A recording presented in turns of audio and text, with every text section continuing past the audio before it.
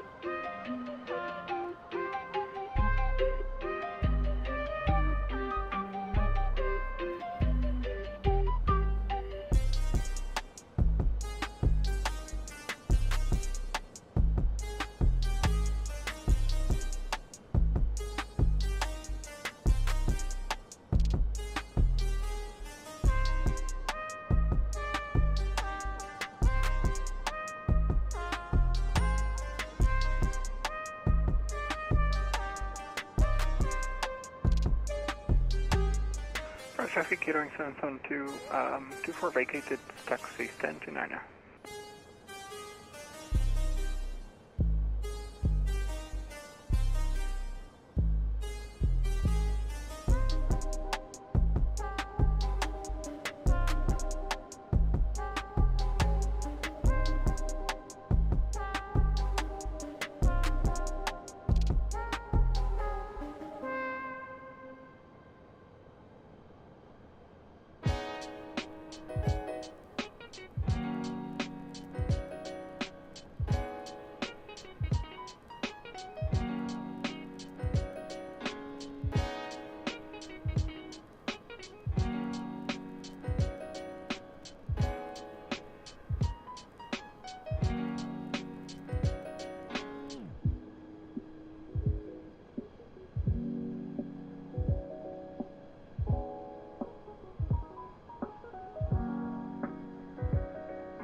Alright, chat. How are we doing? Welcome to the stream, guys. I hope we're doing well today. Welcome, welcome, welcome. Alright. How are we keeping, everybody? Welcome. Happy Monday. Hope you all had a fantastic Monday. Welcome, welcome, welcome. Rusty, welcome to the chat, dude. I've replied to you in Discord. And yeah, I'll get back to you on that one a little bit later on. Once I've seen the screenshot you wanted to post. Chris, welcome to the chat, brother. Hope you're doing well, mate. Good to see you again. And yeah, we're back with another stream. Yeah, hopefully no crash to desktops today. I've removed a bunch of stuff from my community folder, and I've reverted some changes I made in the official folder as well, with the hope that that was the issue. So we'll see what happens. It may be that isn't the issue. It may be something else, but we'll see how we get on today. And yeah, hopefully no crash to desktops. Mariner, dude, welcome to the chat, brother. Hope you're doing well. That was a cool screenshot you sent me earlier on with the A310 doing the refueling. That's so cool. I wonder if they're going to bring that to Microsoft Flight Simulator, because that's their airliner any build to bring into the sim, isn't it? So yeah, be interested to see if they can get that implemented in MSFS. Winter Splash, welcome to the chat, dude. Good to have you back. I am doing very well. Yeah, thank you very much. How are you doing as well? Ramsey, welcome to the chat, dude. Let's go. Hope you're doing well, brother. Welcome to the chat. Welcome, welcome, welcome. Paul, welcome to the chat from Colorado. Hope you're doing well. Hope everything is fine in Colorado. Welcome to the chat. DK, welcome, dude. I rewinded the stream from yesterday.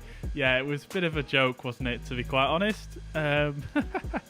Hopefully that doesn't happen today, I don't think. We'll see what happens anyway.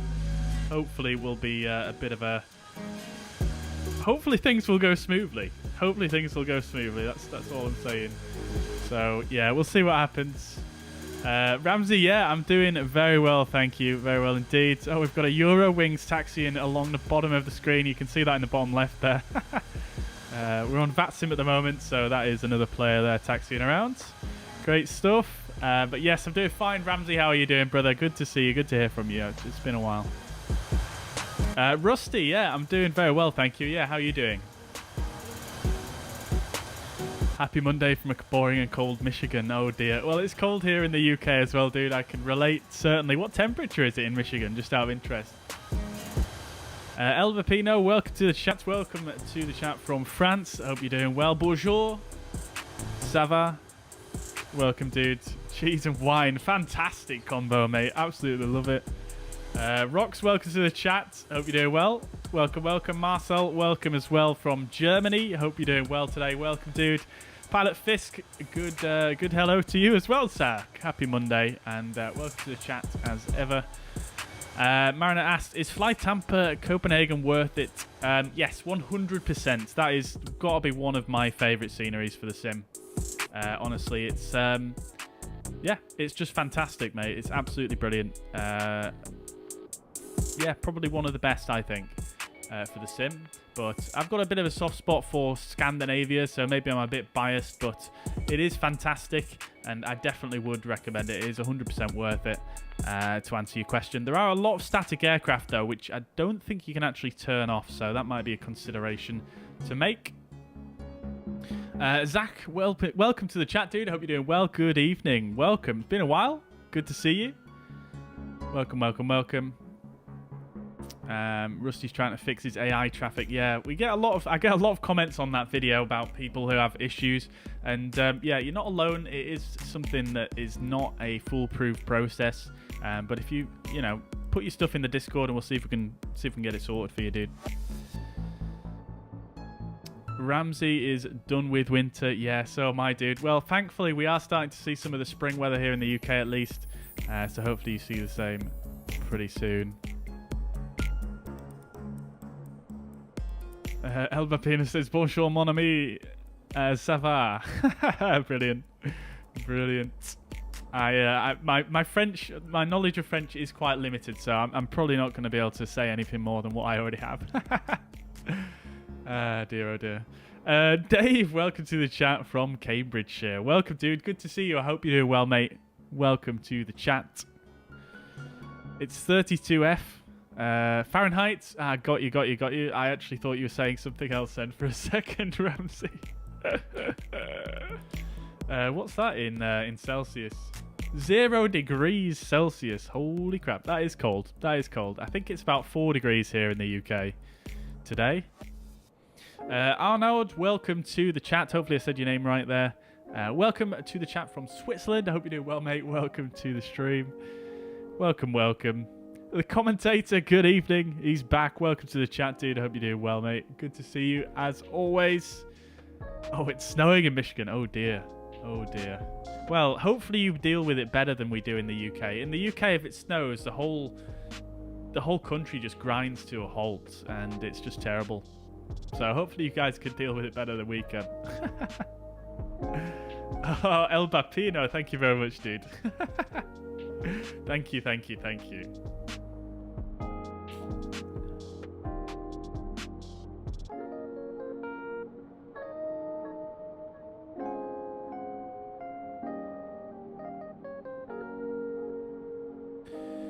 All right, chat. So today, what we're going to be doing is we're going to be doing a flight from Prague. We're flying from the Orbx Prague that we landed out a few streams ago. And yeah, gonna have another look at it really. I've not really flown out of it too much since, well, at all since then. That's the only flight I've done here since I purchased the scenery. So we're gonna be enjoying a bit of a look around Prague today, at least the airport scenery anyway. And we're gonna be flying over to Copenhagen. There is a VATSIM event on today called Vectors To Copenhagen, and yeah, we're going to be flying over there. That event is live for the next 3 hours now, so we should arrive whilst the event is still ongoing, and they should have full staffing there at Copenhagen, so it should be pretty nice. I think we should have hopefully all the controllers on as well.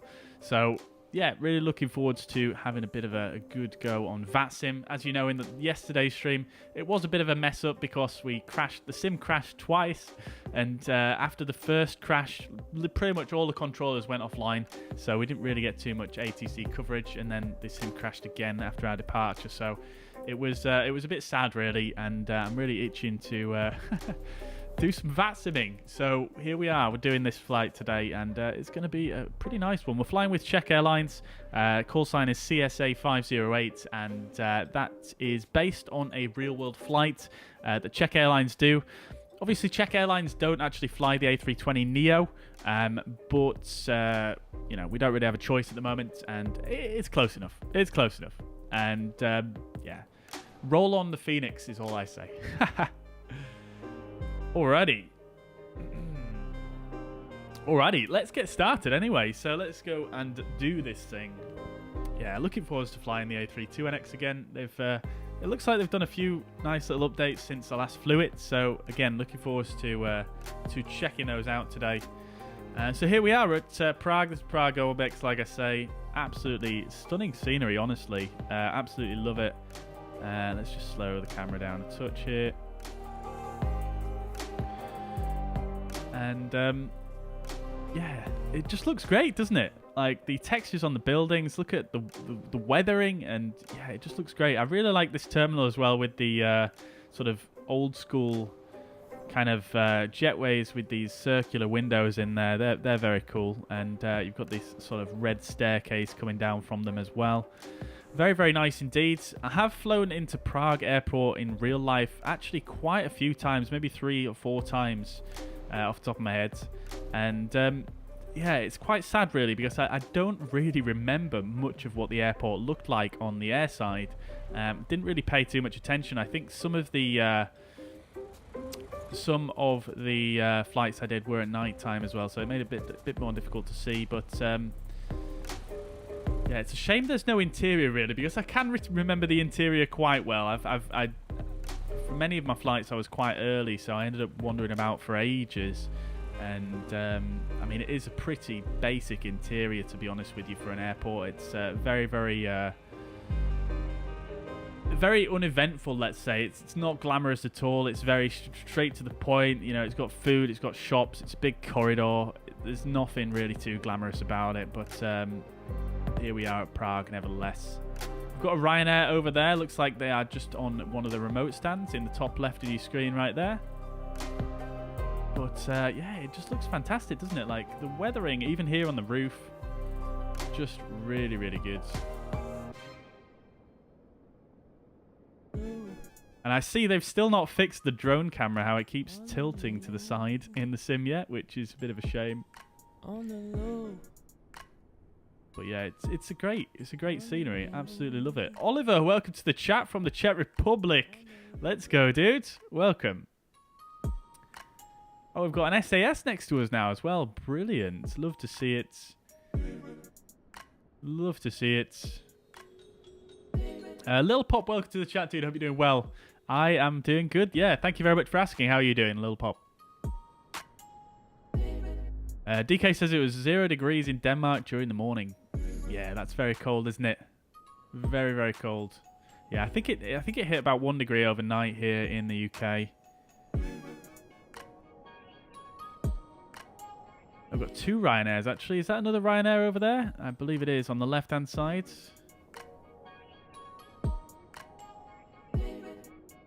Let's just have a quick look on the air side, sorry, the land side part of this airport, because I don't really recall having a look at that last time. Who's loving this cinematic camera angles though, by the way?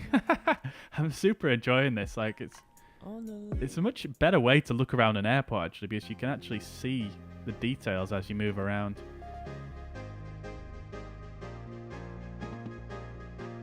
Yeah, this looks familiar, this front area. I mean, I can remember the landside part. I've definitely waited for a bus in this little sort of bus shelter here. I've definitely waited for a couple of buses. Prague Airport is really well connected actually to the surrounding area, to be honest. It's super easy just to walk out there and jump on a bus to a lot of places, and it goes directly there, which is really quite nice. One of the easiest airports I've travelled through actually is Prague, to be quite honest.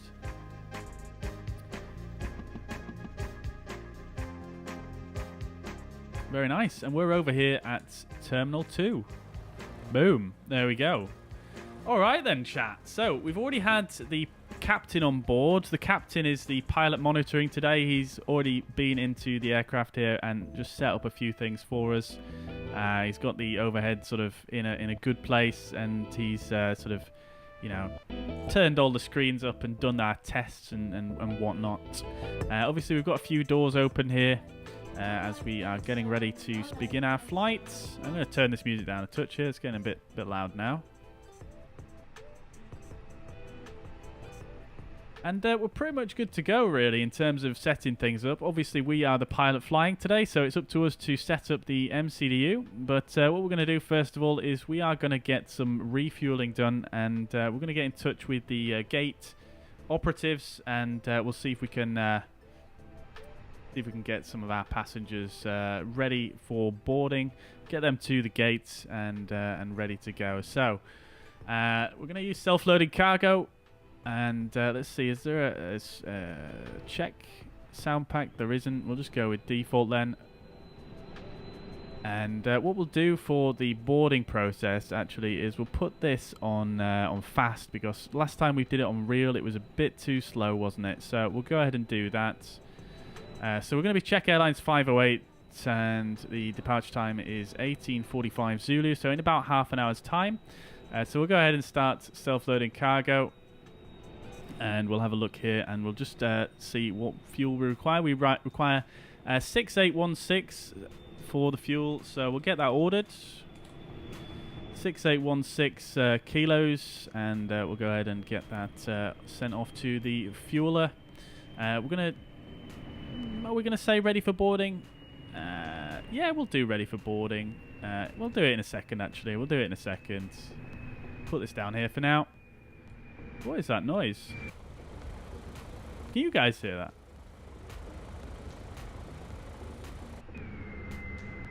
Huh? It seems to disappear when we go outside. That is very strange. Is that an A32NX sound? Is that the refueling? Is that a sound for refueling? Let's see in the back. It must be. It sounds like an aircraft engine though, I'm not going to lie.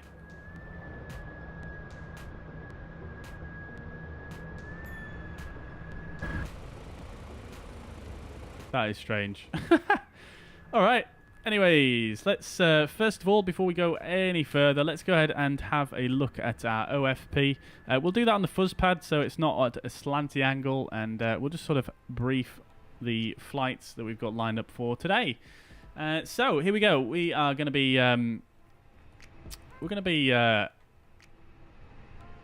CSA 508, which is the Czech Airlines 508. Date 7th of March, and our flight today is going to be between LKPR, which is Prague Ruzyň Airport. I forget the full name, but there we go. We're going to EKCH Copenhagen Kastrup. And we're going to be flying in the A320 Neo. And looking at some further information here, departure time is going to be at 18:45 here, the off-blocks time even, and the takeoff time is anticipated to be 7:05. Again, Zulu time, and we're expecting to arrive at about 8:20 land we're expected to land at 20 past 8 Zulu time and back to the gate at 2025. Cost index for today is going to be 1.5 and the distance over the ground is 377.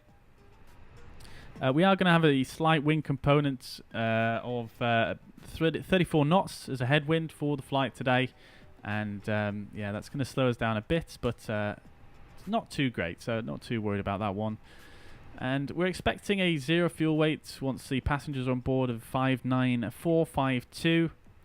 Our alternate is going to be Echo Delta Delta Papa, which is Leipzig-Halle Airport in Germany. And cruising flight level is going to be flight level 380. As you guys know, we've already ordered our block fuel of 6816. And then coming down a little bit further, we are going to just check out the weather information down here. So nothing to really write home about. No airmets, sigmets, anything like that. So nothing too major en route. Looking at the METAR currently, we've got winds at 330 at 5 knots. We're expecting runway 30. So that seems to match up. We've got visibility of over 10 kilometers and few clouds at 4,000 feet. 1 degree is the temperature, -5 is the dew point. QNH 1023.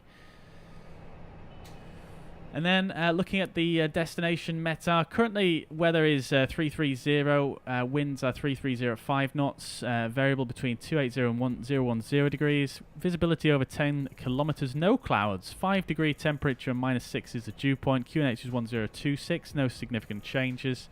That's the current weather, but we can see a little bit further down here. We've got some small changes, but nothing too major, just a few small changes to the wind and direction, which we'll obviously keep an eye out on the way. We do have potentially, let's see here, this is actually applicable for tomorrow, so we're going to cross that one out. We'll cross that one out as well, and we'll cross this one out. So this is only really what's relevant to us for this particular flight. So we do have potential change of wind direction for Castrop. And our alternates, winds are 330 at 6 knots. Temperature is relatively benign there as well, so cav okay, and no significant changes there. We're not going to go into that in too much detail, as we can't even do a secondary flight plan here, so we're not going to even really bother too much. So looking at our significant weather charts, we are going to be crossing through a jet stream here at flight level 320. Our cruising flight level is actually 380, so it's probably not going to cause us too much of a difficulty. However, you know, we may feel the effects of that up at 380. We'll see what happens, but that is going to be a pretty strong crosswind if we do come across it. So we'll obviously bear that in mind. That's going to be just a little bit after we reach overhead Leipzig-Halle, which is right here. So that's going to sort of intersect a bit like that. This chart is also between flight levels 100 and flight levels 450. And then on this one, again, same story there. Quick look at the wind, flight level 300 wind. As you can see, we've got a northeasterly wind coming down today at flight level 300. Hence the headwind component for the trip, and again, becoming even more of a northerly wind as we get up towards Denmark. And yeah, so nothing too great actually. Looking at the winds, this is flight level 390. As you can see, the winds are not even that strong, really. Looking at about, what are these, 35 knots-ish, somewhere in that figure. So nothing too crazy. And that is that for the winds. And this is our profile for the trip. So, we'll have a look at the charts once we get underway here, but let's jump back now into the flight deck, and we'll go ahead and start getting things set up. Alright, Paul says great details and materials on the airport. Yes, it certainly is, isn't it, Paul? Yeah, really, really good one by Orbx. Would recommend it to anyone who enjoys flying in this area of the world. Ramsey, yes, they did indeed add some really, really good sounds. So, speaking of which, let's actually go ahead and start the boarding process now. So, we'll go init pres and init data request. And then we'll go ahead and start the boarding process here. We'll start on both self-loading cargo and in the fly-by-wire. Let's see how fast this is going. Okay, so this is actually going quite a bit quicker now than self-loading cargo. I think there is an option in self-loading cargo to actually change how long it takes passengers to board. There we go, 4 seconds per passenger. So if actually increase this, and then we come over here. I don't know if this is going to have any effect whilst it is still actually boarding. Let's see. Okay, it does seem to have an effect. So let's count how long it takes. 1, 2, 3, 4, 5, 6. About 6 seconds. Right, so I've got 7 seconds there. Let's set it to 5 just so we can catch up a bit. And that should maybe sync it up a little bit for this trip. So we're going to put it down there. And we're going to come back to the data page, aircraft status.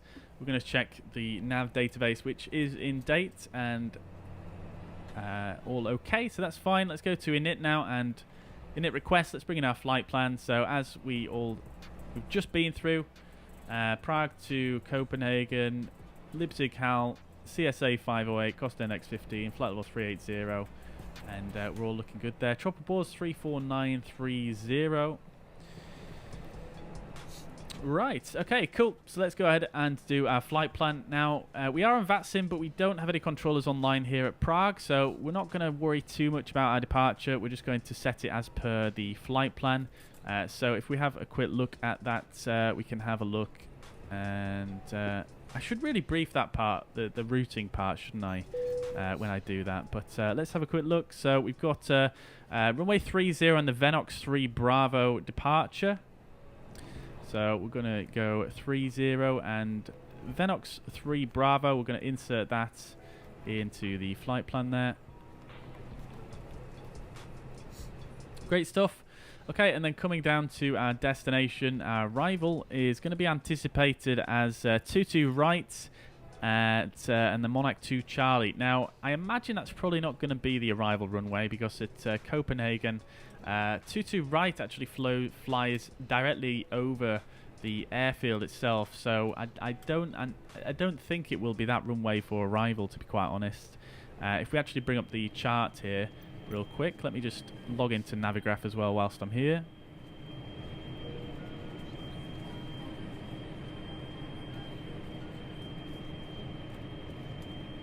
So that should bring up our flight plan. There we go. Okay. And then if we go to Copenhagen and have a look at the 10-9 chart for Copenhagen, we can see here that 22 right, it basically overflies the terminal buildings like this. So that's where you would come in on the approach. Now, like I say, I believe generally this is used for departures only because of that fact. So I imagine it's going to be 22 left if we do come in on one of the 22s for Copenhagen. So I'm actually going to put 22 left, and we'll see what arrival we can use for that. See if we can still use the Monarch. We can't use the 2 Charlie, but we can use 1 November or 2 Foxtrots. So let's have a quick look and see if we can maybe anticipate which one they're going to give us. So if we have a look on the charts list here, and we go to stars, and we filter by Monarch, and then we want to look at the 1 November or 2 Foxtrots. So this is 1 November.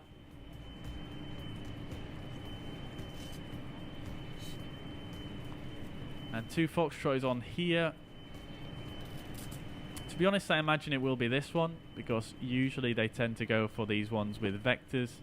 So I'm going to go for this one, I think. Monarch 2 Foxtrots, which we'll brief once we are in the air. And then Vias, we'll go for no Via. CAS is going to be a Via over the Castrup VOR, which I don't think we want. Just going to double check that, but I'm pretty sure I'm right there.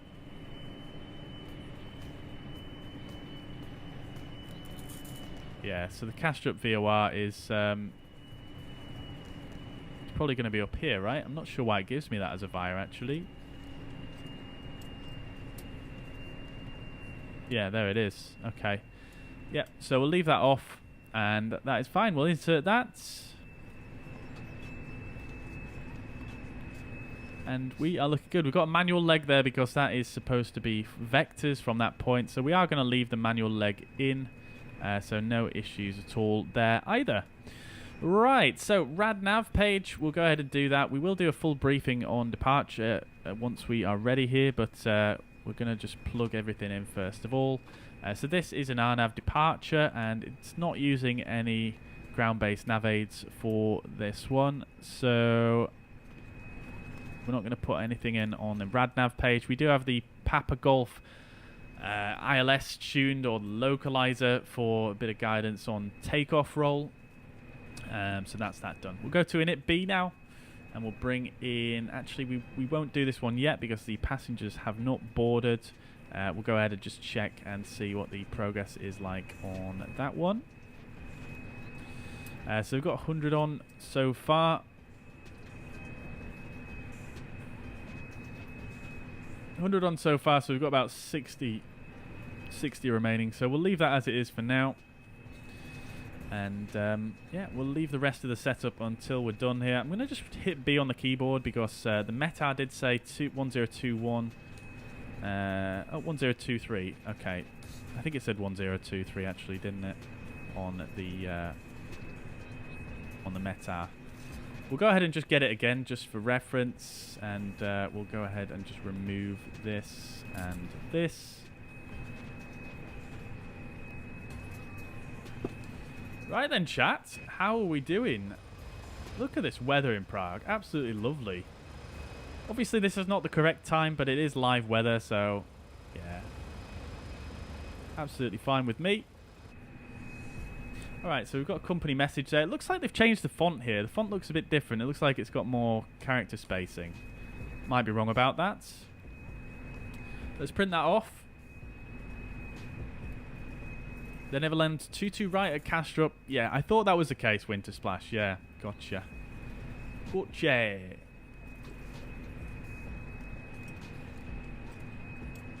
Sounded like the cleaning crew vacuuming the plane before boarding. I mean, I know they have added some sounds in like that, so I'm not sure if that's the correct... I don't know. I don't know what we're hearing right there. It's so strange. Sismon, welcome to the chat, dude. Hope you're doing well. He says, as far as I know, it's due to traffic. I have the same glitch when I have AIG. Fair enough. Yeah, I thought it sounded like it was something to do with that, to be fair. I've just not heard it before, that's all. So, Asa, dude, welcome to the chat. Hope you're doing well, mate. Welcome, welcome, welcome. Oh, we should show the chat here as well whilst we're still getting ready. Tell the packs to hurry up. Well, we're still on time, I think. Just about. Oh, no, we're not. We've got departure in 5 minutes, don't we? So, yeah, we're actually going to be a bit late on departure here, thanks to the slow-ass passengers. But what can you do? What can you do? Castrop arrival is 04 left. Or is it 22 left? Okay, got it, DK. Thank you very much, dude.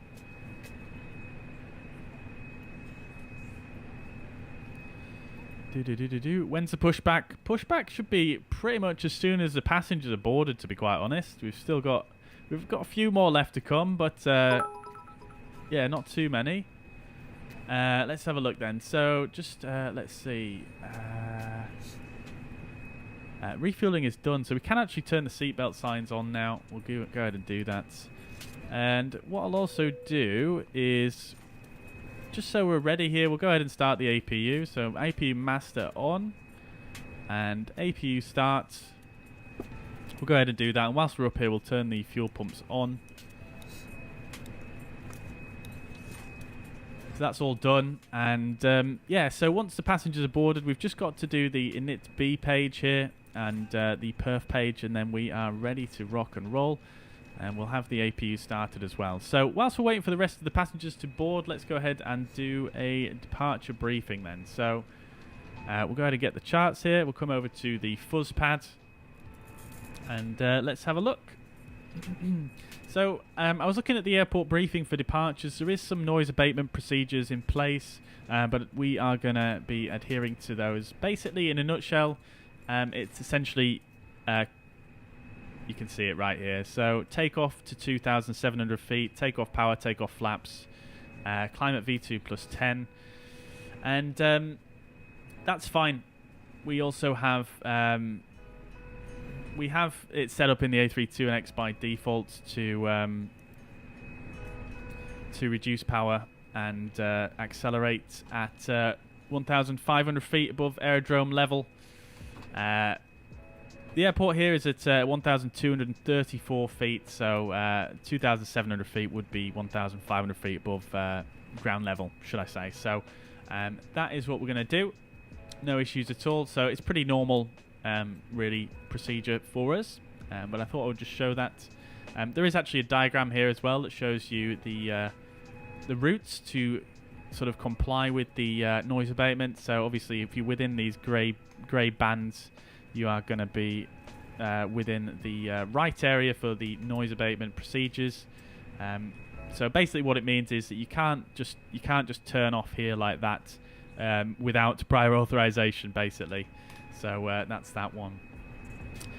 So looking at the airport itself, the airport diagram, we're here at Prague in Czechia, LKPR, and the airport elevation is 1234.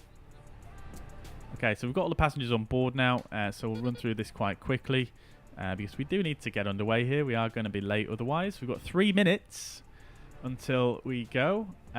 So we're here at Terminal 2, looking at the stands here. We're on stand 28, this one. So we can expect to push back facing to the west here, and we're going to push back to pushback bar number 3 here.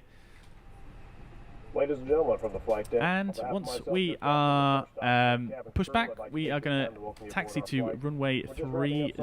So that is going to involve taxiing on down to 30, which is just down here. So it should be a fairly straightforward taxi, honestly. We're going to taxi on down this taxiway here. Not sure actually what it's called. It doesn't say. I believe it is Hotel. We've got a number 3 here, which is just telling max windspan, which we shouldn't have an issue with. So we're going to taxi on down Hotel, take a left onto Kilo, and then take another left onto Lima. And then once we're on Lima, we're going to follow it all the way down to runway 30. And that is that for the taxi, fairly straightforward. And then the departure itself, and the initial climb clearance is 5,000 feet. So I'm just going to stick that in the FCU now. And... initial climb clearance is 5,000 feet. We're going to be flying the Venox 3 Bravo departure. Again, out of Prague, Czechia. Transition altitude is 5,000 feet. We do need to contact Prague radar immediately after takeoff, but that's not relevant for us because they're not online. So we're going to fly initially runway heading, which is 303 degrees. We're going to fly that track out to Papa Romeo 815, then take a right turn 355 track, Papa Romeo 816022 track for 13.6 miles, and then we're out to Venox, which is then when we'll transfer onto our en route portion of the flight. And that is it, really. It's fairly straightforward for the departure. So let's go ahead and just finish up in the flight deck, and we can get underway here. Alright, so 0 fuel weight and 0 fuel weight CG. So 59.4 is what we were expecting. Let's just double check that here. 59.4 is correct. And the block fuel is 6.8 tons. And, excuse me, the wind component we also said was a headwind of 34 knots. So we're going to put in minus 34 there. Okay, and we'll go ahead and just check the CG for the takeoff. It's 24.6, so we'll get that set here to 24.6 roughly, somewhere around there, I believe. And that's going to give us a takeoff trim of 0.6 up 0.6. So go ahead and do the perf page. We're going to do flaps 1 up 0.6. We're going to flex to 55. and that's going to give us V speeds of 3.3, 3.4, and 3.8. Transition altitude is correct at 5,000, and the thrust reduction acceleration is all set correctly. So that is that done. Great stuff. APU is nice and warmed up now. We'll go ahead and start the APU bleeds. We'll turn off the external power. Alright, and we're getting ready for pushback here. So, we'll go ahead and do a... Well, we'll close all the doors and get all the ground services disconnected. And we'll do our cockpit preparation checklist. So, you guys, if you watched the stream before, you may or may not have noticed I've been using an old A320 checklist for a long time now. So, I've actually got the new one which came in force, I believe, in somewhere in the last 12 months, actually. So we're going to be using that today. It is actually quite nice. It's quite a bit simpler than the old one, which is always good. So, cockpit preparation checklist. Gear pins and covers are removed. Fuel quantity is 6.8 tons. Seatbelt signs are on. ADIRs are in nav. Bar F is set to 1023, and that is set on both sides. And we're going to do the before start checklist as well now. So we'll turn the beacon light on. And before start checklist. So, parking brake is set. Takeoff speeds and thrust. Takeoff speeds are 3.3, 3.4, and 3.8. We're going to flex to 55 degrees for the takeoff. Windows are closed, and we're going to go ahead and lock the cockpit door as well now. And the beacon light is on. So before start checklist is complete, let's go ahead and get some pushback on the go then. So we'll pre-plan this. Absolutely love this feature. What I'm going to do is I'm actually going to, you can see we've got the push 3 there, which is where we want to go to. So we're going to just push back like this. And then we're going to see, can it do this? No, it can't do it like that. Okay, that's fine. So I guess what we're going to have to do then is we'll just have to do... Yeah, we'll just have to go like this, I think.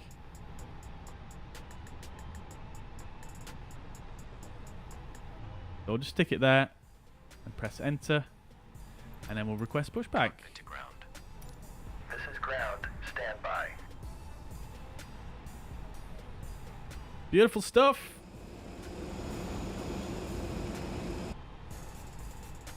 Alright, alright, alright. Nose wheel steering disconnected. Beautiful. 83% satisfied somehow. How is that even possible?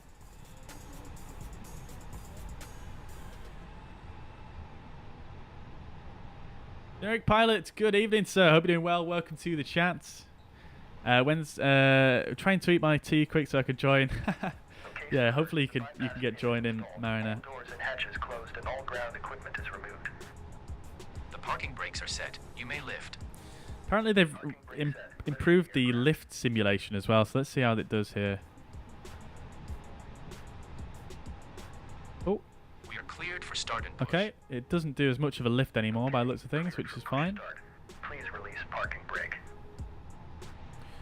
Alright, guys. Parking brake is... Oh dear, oh dear. Hang on. Please release parking brake. Okay, parking brake is released. Parking brakes are released. Start the timer. Pushback. You can start the engines in sequence. It will start in the sequence. Resume traffic, CSA 508, stand 28, pushing back. Runway 30, resume traffic. Okay, cool. Great stuff. See, we are on our way back now. Let's go ahead and start the engine. So, engine mode selector to ignition start, and we're going to go for an engine 2 start.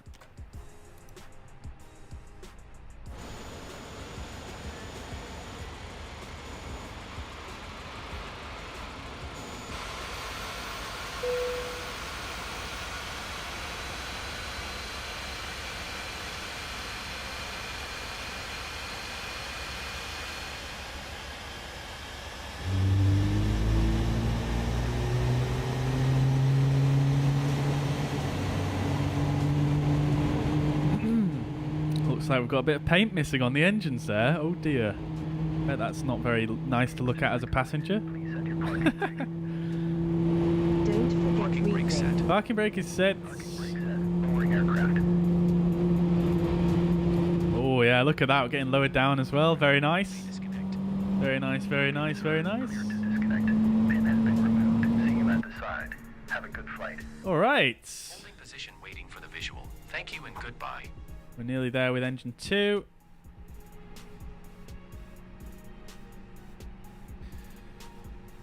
Okay, engine 2 is Vale. Let's go for a start on engine number 1.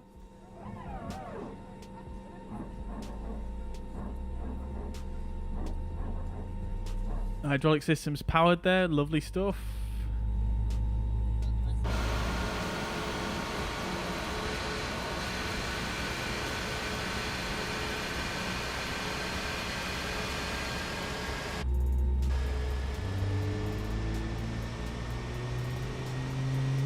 Love to see it, chats. We love to see it. Oh, those sounds though. So good. Chat, you'll have to remind me not to accidentally disconnect the IDG and fly it again today. Dear me.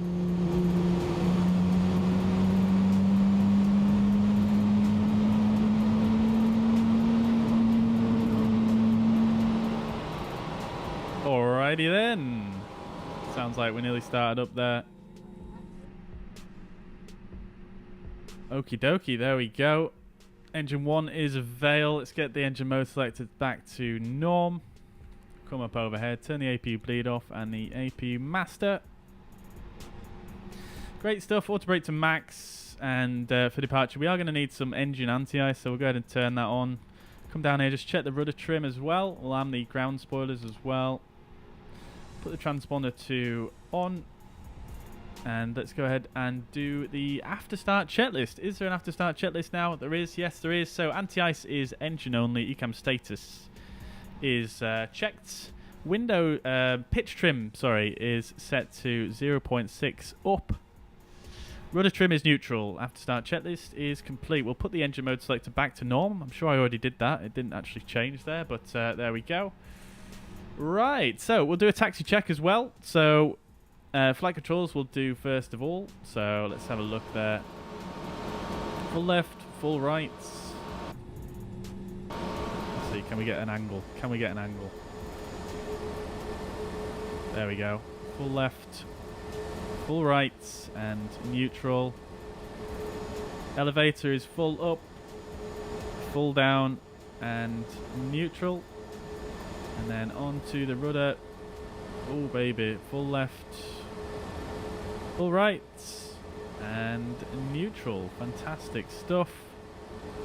Great, great, great, great, great, great.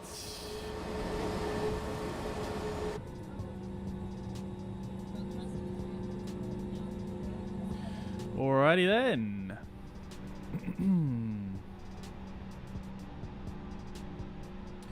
Okay, so we'll do the rest of our taxi checklist once we get underway here. Let's release the parking brake and we'll start our taxi out. As you can see, we're very close to these buildings on this apron here. But we do have clearance. Should just be able to see the wingtip out there. No issues at all. Especially once we make this right turn here, we shouldn't have too many issues at all. Let's set the flaps to 1+F for the takeoff.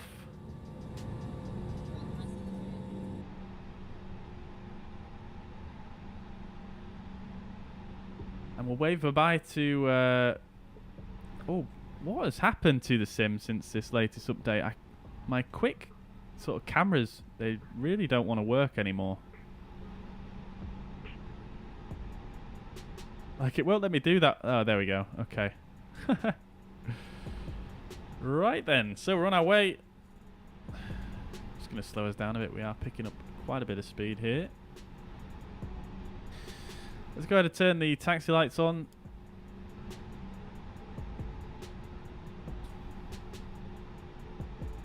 And we are going to take this immediate left here as we briefed. So that is going to be on to taxiway Kilo.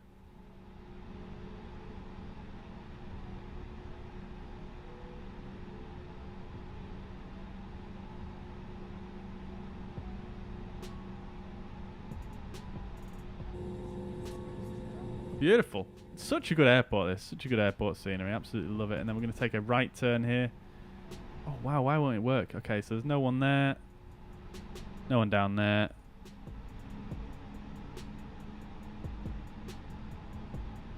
Bit of a steep taxiway, this one, actually.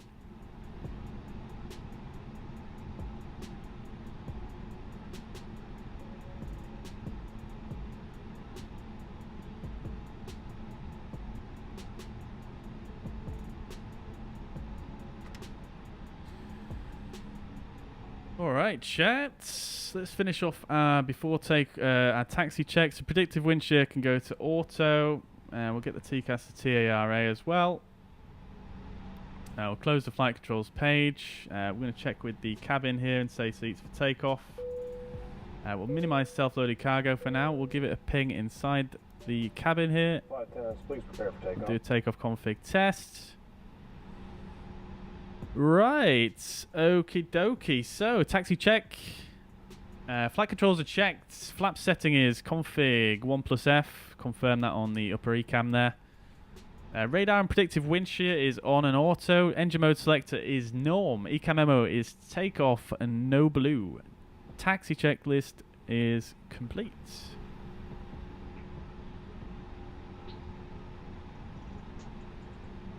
Alright then, chats.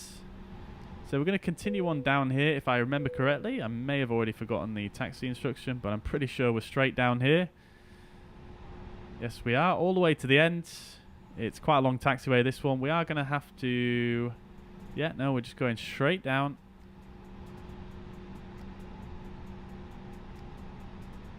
And this is going to be our runway off to our right here. It's quite difficult to actually see at the moment.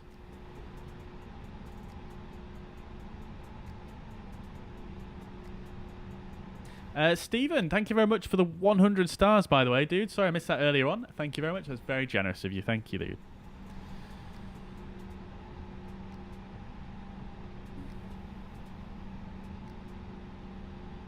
Show the pilot the pin. Yeah, I'm looking forward to when they actually get someone in to hold the pin on this sim. That is coming, definitely. They've got to be able to do that fairly soon. Oh, wow. Okay, that was a bit of a dip on the taxiway there. Ramsey can't wait to use the pushback. Yeah, it's really, really nice little addition that they made actually just the other day. Yeah, very, very pleased with it. But yeah, it is cool, isn't it, Paul? Very, very good. But it's, yeah, just part of the toolbar pushback now. It's natively part of it. If you download the updated version, you will have that. Paul says, when I worked on the ramp at Denver, the pilot would point his nose left or right and tell us which way he wanted the nose turned. That is brilliant. That is brilliant. So cool. Generic Pilot says the pushback is so much more realistic. Yeah, it really is, isn't it? It's great. Big fan. Big fan.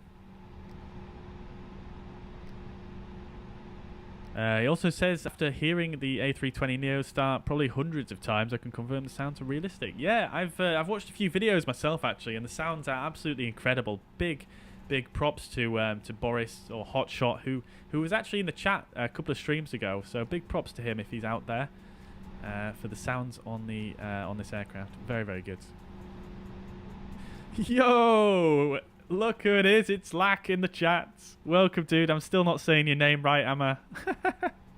Welcome, dude. I hope you're doing well. Just finished his first early finish of 2022. Have you missed much? Heading to Copenhagen next week? No way, dude. That's amazing. That's amazing. Well, I hope the flight is okay for you, dude. And have you missed much? Bits and bats. Bits and bats. I mean, I've not been streaming super regularly at the moment because I've got so much work on myself. But you know, all the streams that we have here are pretty eventful in some way or another, so... Is anyone getting a degradation of performance after 1 hour of flight? Now, I haven't experienced that flight, NY, but I haven't actually managed an hour of flight yet in this Sim Update 8 because it keeps crashing on me. Hey, Lax here till we land. Amazing, dude. Glad to have you. Glad to have you, man. Look at the sun reflecting off that paint on the center line there. That is super nice. And on the side, actually. Alright, so we're going to line up here. Let's see if there's anyone on the approach. There doesn't appear to be. Prague traffic, CSA 508, lining up runway 30 for an immediate takeoff. Prague traffic. Alright, so we'll get the strobe lights on.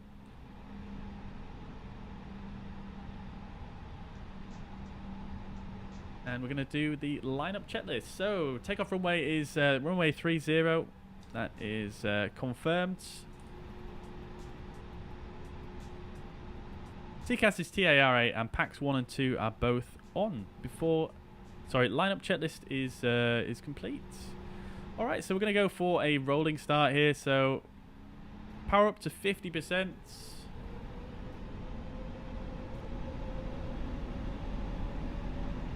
Side stick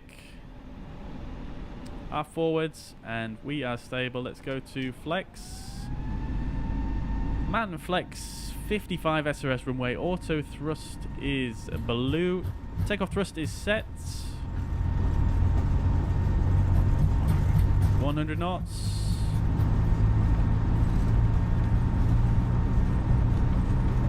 V1 and rotate.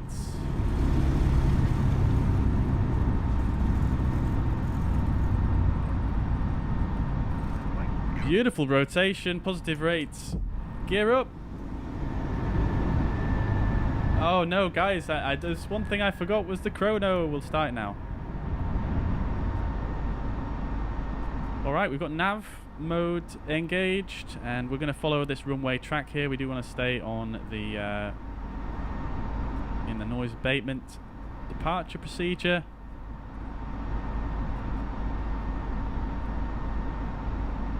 Okay, lever climb, auto thrust, and climb.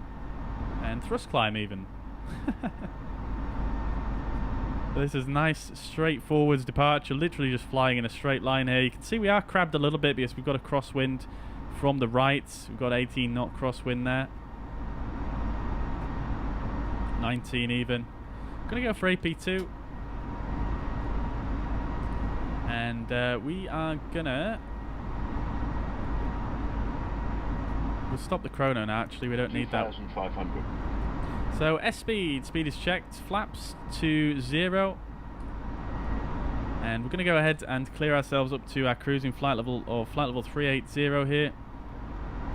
So 38,000 is set. We're going to set standard as well as we're cleared up to a flight level. So we've got flight level 380 and standard sets. We're accelerating now to 250 knots. And we are looking good. Great stuff. Let's disarm the ground spoilers here and turn the nose lights off. Of course, I forgot the landing lights. Of course, there's always something, isn't there, chat? There's always something. I don't know how I always forget the landing lights, to be quite honest. Good thing I don't have that option on in self-loading cargo, otherwise I'd get marked down quite a lot.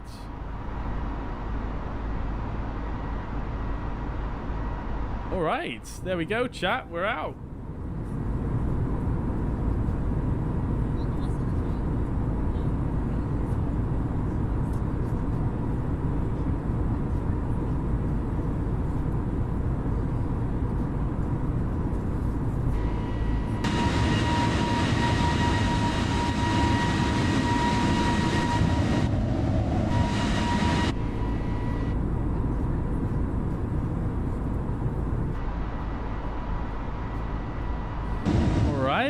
Beautiful stuff. There's the airport. You can just see it just below these clouds here, just there. Very, very good. Wow. This sim does look so good, doesn't it? Actually crazy how good it looks. It's bloody insane, mates. Right, so about to pass through 10,000 feet. We'll get the landing lights off now, rather. And let's see how we're doing. Alrighty. There we go, 10,000 feet. We're now accelerating. I'll turn the seatbelt signs off once we've completed this turn.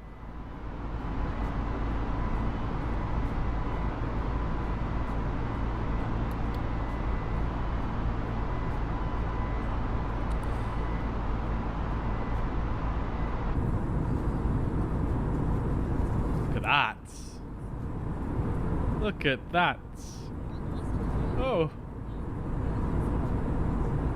Right. Okay, so wings are coming back to level. Let's get these seatbelt signs off as well. Release the passengers. And there we go, chat. We are off. So, Lack, who are you flying to Copenhagen with? What airline?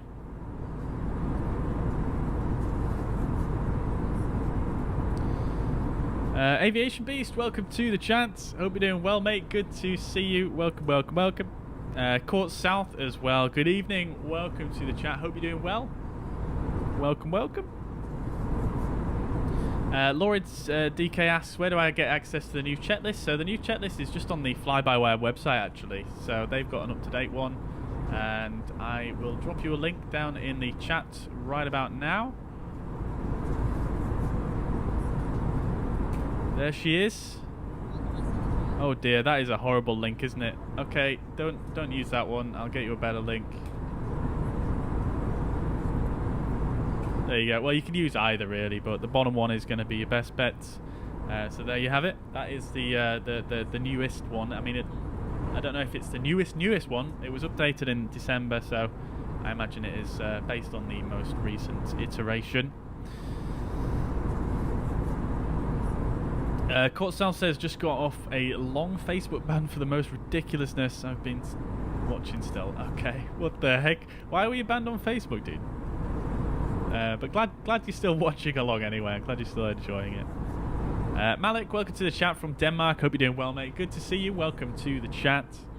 Hope you are having a good day. Welcome. Alright, chat, we're over and out. We are over and out. I wish there was a way to do some keybinds for these views here. It does let you bind some of them, but it only like 1 through 10 basically. So it's very, very awkward to actually change between them.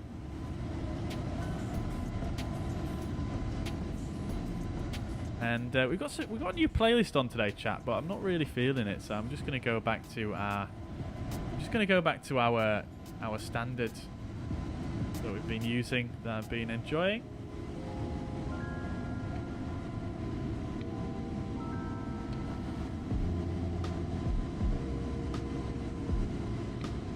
Very nice views though here, isn't it?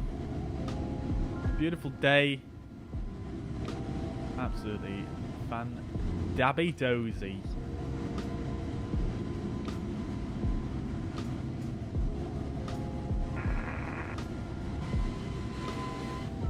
Tell you what we can do though is let's go ahead and check if there's any controllers online on route. Looks like there may just be. So yeah, I think we're going to be passing into Rhine radar airspace fairly soon. Let's see if they're going to use CPDLC.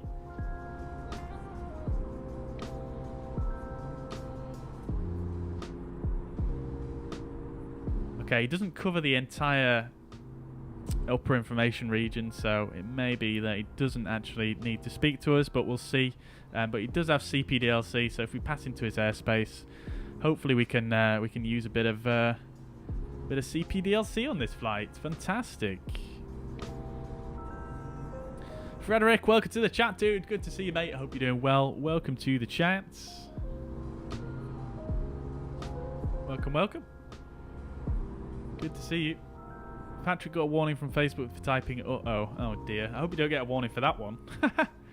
Yeah, Facebook's ridiculous. I've got some warnings for all sorts of, well, nothing basically, for basically writing like 3 emojis in a row. I've got warned by Facebook. It's ridiculous. So like says, this may sound terrible and no respect to them, but I'm terrible at flying, but it's with Ryanair. And I'm flying with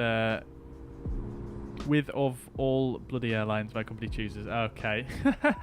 Ryanair is a very safe airline, dude. It's a very safe airline. And if you want to actually feel better about flying, I know you're a bit of a nervous flyer. In fact, I'll catch up with you in a sec. We need to just speak to a controller. Just bear with me. So we're going to go to 133750.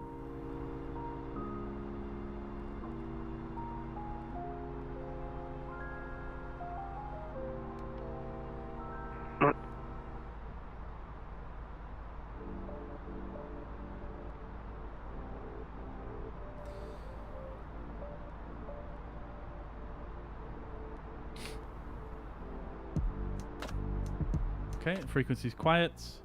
Ryan Radar, very good evening. CSA 508 is climbing through flight level 248 for flight level 380 inbound Takeoff.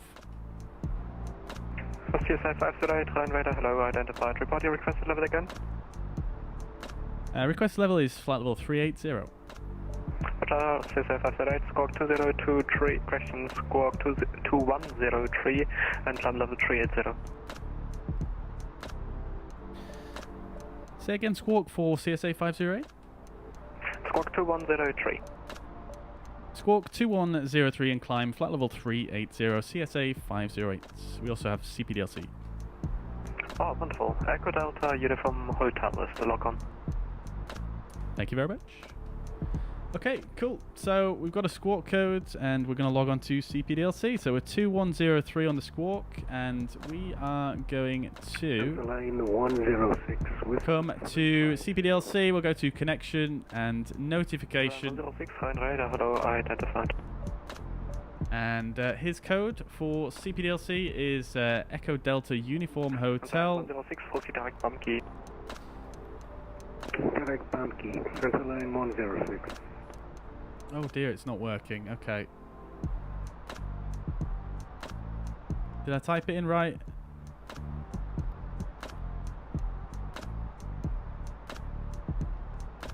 No, it's not working.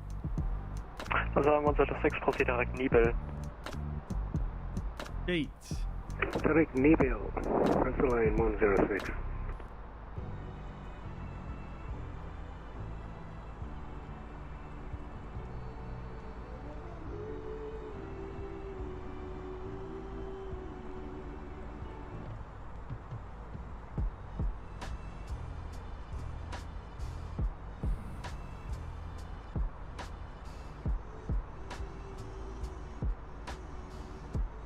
Oh, I know what I've done wrong. Okay, that's my bad.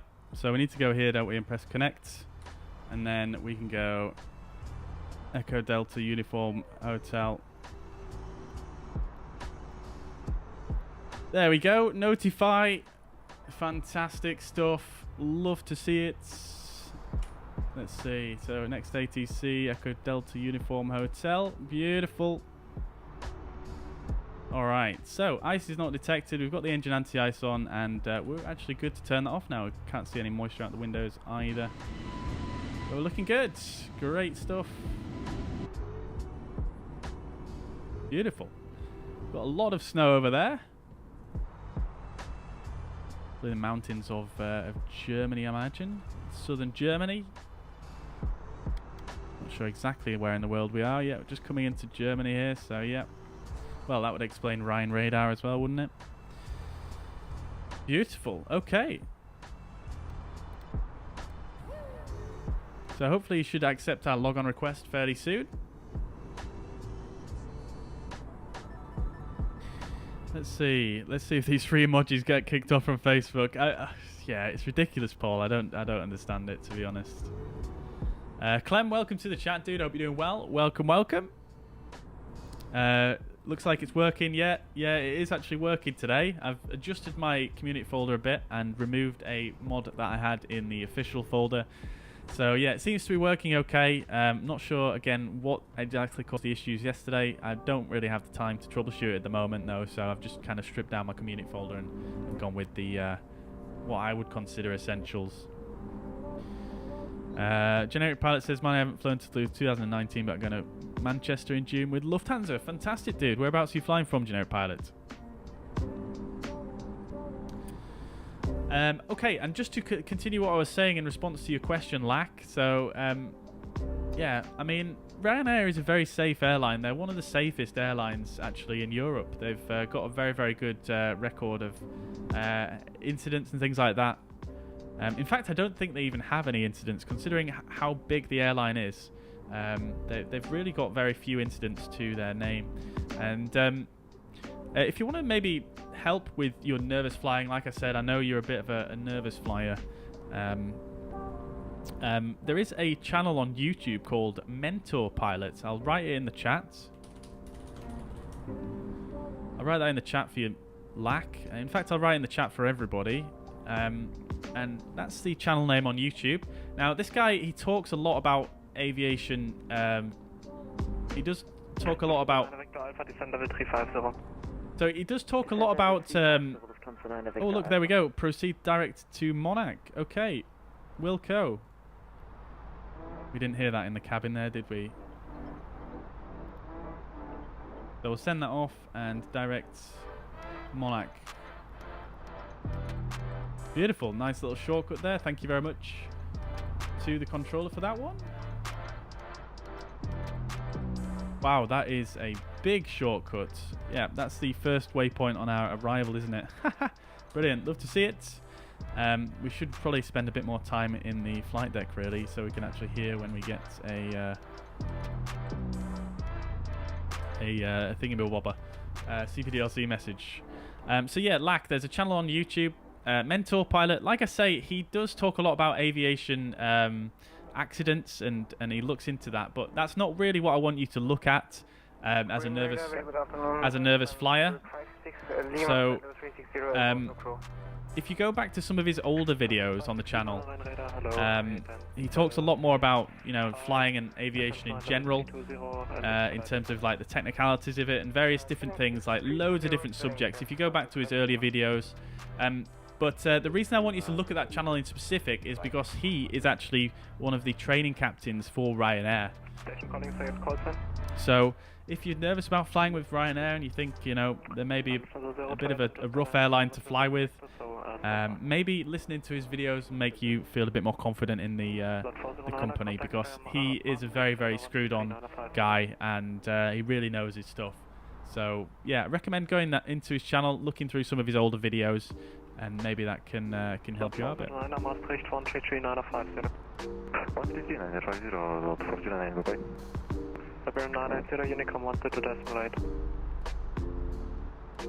Alright, so I've got a question here. I do apologise, I really cannot read out the Cyrillic there, unfortunately. You'll have to let me know how to actually say that in the chat in English, but I can't say that myself. But when does the exam in aviation school start? I'm not sure. I'm not sure what you mean by that, to be quite honest. Hey, Manacle is in chat. Good evening, sir. Hope you're doing well. Welcome, welcome, welcome. Good to see you. How am I this evening? I am very well, thank you. Yeah, how are you doing? How are you, Manacle? Hey, Manacle coming in with a £5 tip as well. Thank you very much, dude. That's very generous of you, as ever. I really appreciate that, man. Thank you so much. And yeah, thank you so much to a great community member and viewer of the channel. Yeah, thank you very much, Manacle. Thank you, dude. Also ein 308 climb flight level question Transavia, 308 climb flight level 3202 Ilda, Echo Lima. Climb flight level 320, direct Ilda, Transavia 308. So that says, thanks Bobby, we'll definitely have a look at this as soon as we land. The thought of it makes me anxious, but my years of watching air crash investigation does not help me. Yeah, so yeah, like I say, I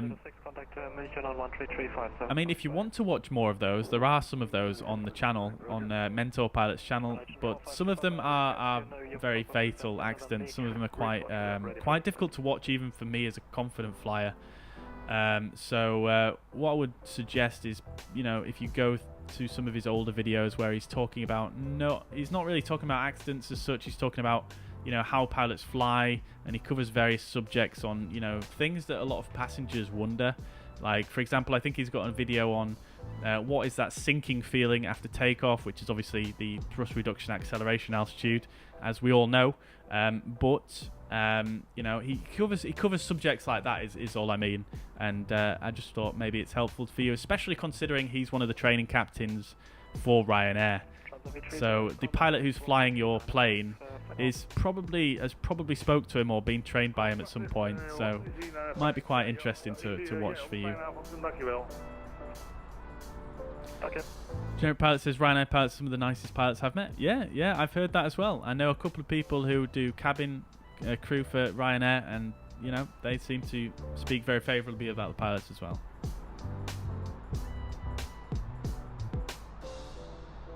Oh god, we are climbing very, very slowly at the moment, aren't we? Damn, 700 feet per minute. That's no problem though. We're about to level off anyway. Flying Y says, do you have any suggestions how to make my flight more stable for it not to degrade from 60 to 1 after 20 minutes in a flight? It's really unplayable. To be honest, no, I have no idea on how to fix that. I would first start with your graphics settings and start to lower those down a bit. But I have heard whispers that that is a bit of a bug in the sim. So I'm not sure if it's necessarily something that can be resolved at this moment in time. But maybe look at your graphics settings, look at the add-ons that you've got as well. And because I remember I had an add-on a while ago, one of the I had the add-on which is the GNS 750 add-on, and one of the updates for that actually caused a memory leak, and it caused my FPS to just within, you know, minutes of spawning in, it started using so much RAM, and it just kept going up and up and up and up and up, and that just degraded my FPS to nothing. Alright, so we've got Mac, Alt Start, Alt Cruise, and there we go, we're leveled off at flight level 380. Fantastic.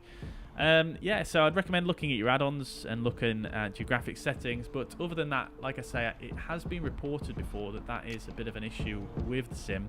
I've personally never experienced that, except for that one case where I had the GTN 750, but I did speak to the developer on that and he fixed it relatively quickly. So check that your add-ons are up to date, check that your graphics settings are appropriate, but other than that, I'm not really sure what else to suggest, unfortunately, dude. We've got a cabin announcement. Oh, it's not very loud, is it? Right way down point, 322 Mike Lima, inbound flight number 310, looking for higher.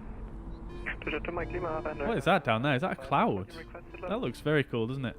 Because they have adjusted the weather in this patch, haven't they? And I haven't really flown that much on it, so I haven't really been able to notice whether the weather's that much different.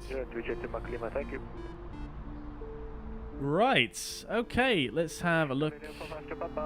Bremen on 124.1755. 124.175. Get the Leopold on to Papa. The kind of guy who watches Smithsonian Air Investigations at 3 AM. Yes, I've had many late nights looking at air crash investigations as well, Clem, yeah. Yeah, no problem at all, Lack. I hope it helps you anyway, dude. Maybe it doesn't, but I just thought it was quite a relevant one. Dave says, mate, I seem to get an announcement just after descent, but it's muffled. Sounds like it's playing two messages at the same time. Any ideas? Well, the A32NX does actually play some sounds now in terms of cabin announcements and things like that. And it should sound a bit muffled whilst you're in the cockpits, but I'm not sure why it would be sounding like it's doubled up. Unless you're running self-loading cargo at the same time, maybe. But other than that, I'm not actually that sure, to be honest. I might maybe just... yeah, I'm not sure, actually. We'll see what happens. It might be a bug. We'll see what happens when I descend today.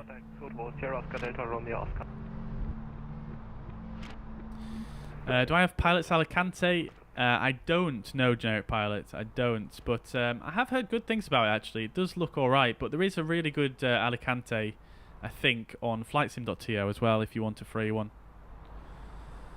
How's my VRAM with Microsoft Flight Sim? I can tell you right now. Currently using...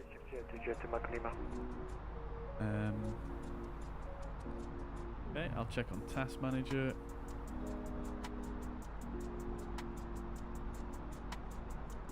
GPU. I'm using 8 out of 10 gigabytes. 8.5 in total. So, fairly high. But, well, 8 out of 10 on the dedicated. So, oh, hang on. There we go. Oh no, that's not letting me do that. Anyway, yeah, you can see it there. 7.9 now, 8, round 8. But I have pretty high graphics settings, to be honest, and I am streaming at the same time, so got to bear that in mind. I imagine it'd probably be a bit lower. I do get a much higher frame rate than this when I am not streaming.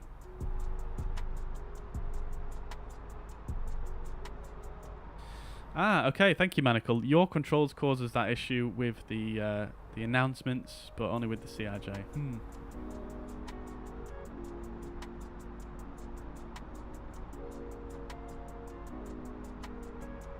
Right then, chats. So what I really need to do right now is I'm just going to nip away for like 30 seconds. Hopefully I don't get asked by the controller or anything, but I think we're going to be good. And then we're going to do a arrival briefing, and we are going to do some calculations for the performance for the landing. So I'll be back in 30 seconds.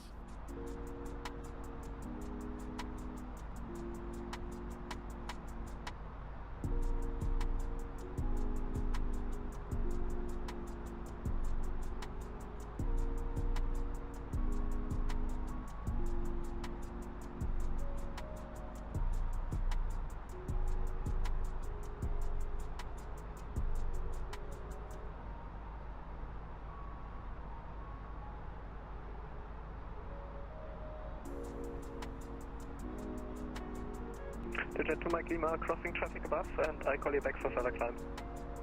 Roger, Norwich to Mike Lima. Alright, we're back. We're back. Right, so first of all, let us have a look, see what the staffing levels are like at Copenhagen. Yeah.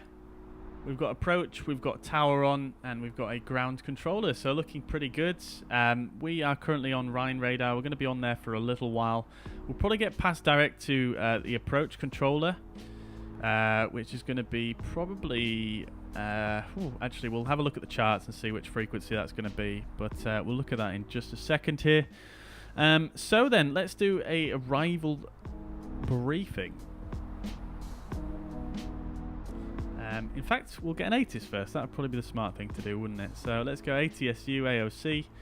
We'll go to ATIS, and we're going to go for arrival. We've got that selected already, and we're going to format for the printer. We'll send that off. And we're just going to wait for that to come through before we do anything further.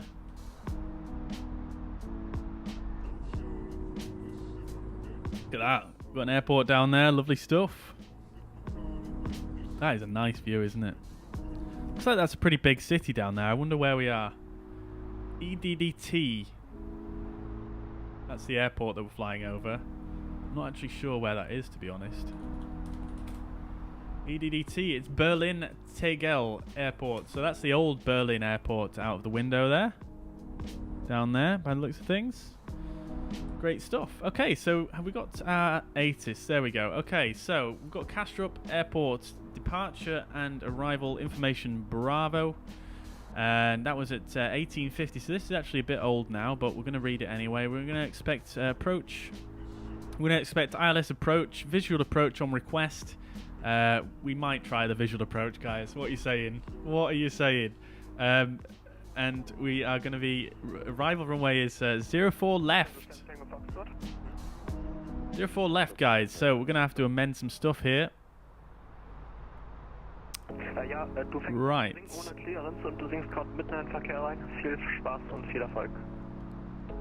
Right, now how this is going to work, I'm not sure. So let's have a look. Let's go and have a look. 04 left. We're going to select it anyway. And obviously it's still going to be a Monarch arrival here. I'm Lufthansa 7 Tango Foxtrot, when ready, descend to reach flight level 350 Flight level 350 for Lufthansa. So, Monarch. I think we can still use pretty much the same arrival, which is this one. So instead it would just be the Monarch Monarch 2 Echo instead of the Monarch, whichever one we already chose, 2 Foxtrot. So we'll go for 2 Echo. So Monarch 2 Echo and Novaya. I think that's going to be probably correct. So we'll insert that. I'm going to just make sure it doesn't change anything here. No, it hasn't. That's fantastic. Alright, great stuff. And then we'll just have a quick look down here. So we've still got the manual leg there, which is absolutely fine. We can expect to be on vectors once we reach the that point anyway. So we'll just look out for that.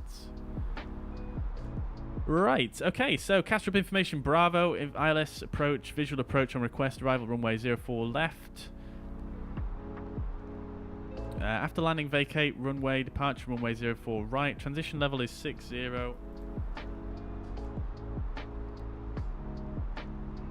Automatic weather report, wind is 330 at 5.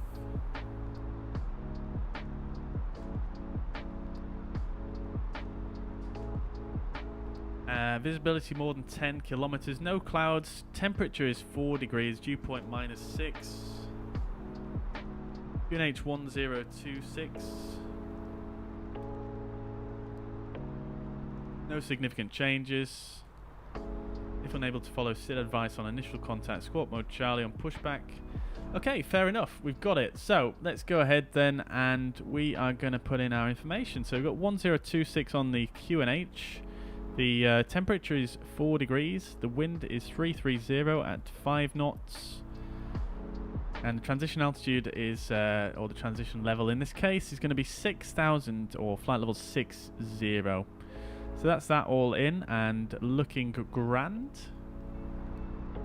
And we've got ILS 04 left in there as well.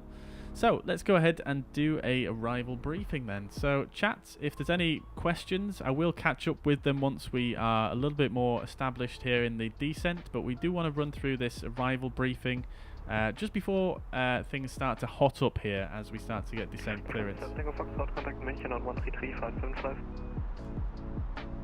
Alright, so I'm just going to get the charts ready for you guys.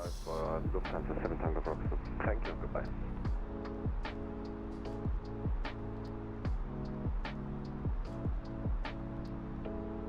Right, okay, so let's have a look at the charts then, guys, and we'll get set up for the arrival. So, we're going to be arriving into Copenhagen, Denmark,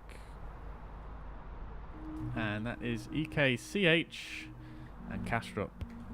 So, airport elevation is 17 feet. We've already got the ATIS. Transition level is flight level 60 in this case, and it does say initial contact with approach state type of aircraft. So I'm going to write my aircraft type down just to remind me to actually say it when I speak to them. And it also does state initial contact with final state call sign only. So that is the tower controller, I imagine. Descend is cleared. So we're going to be flying the Monarch, or we're expecting to fly the Monarch 2 Echo arrival to runway 04 left. And that is going to take us relatively straightforwards into the airfield here. So we're on 2 Echo. So that's going to take us out of Monarch, which we are currently direct towards. So from Monarch, we're going to take the 031 radial outbound towards Nexo. And we need to plan to be below flight level 80 by Nexo. And past that point is max 250 knots, which we will be doing anyway if we're planning to be at flight level 80. We've got some estimated track mileage here as well, so we can expect 67 miles from, I'm not sure which point, probably here, I guess. Actually, no, it would be from here, wouldn't it, I think. That's 16 miles there, so yeah, 67 from Monarch, I imagine. Right, so that's that. Then we are expecting the ILS approach. However, what I am going to do is request the visual approach because it is nice and clear here, and shouldn't be too many issues with that. So I am going to just request the visual approach. We're going to save ourselves a bit of time here, and we're just going to fly a visual approach. No issues at all. So I'm not going to brief the ILS because we're not going to use it. So no need to do that. However, we wouldn't really be missing anything anyway. It is essentially just a very, very straightforward ILS, 3 degrees. Now, let's just have a quick look and see if there is some minimums for the visual approach. So, arrival.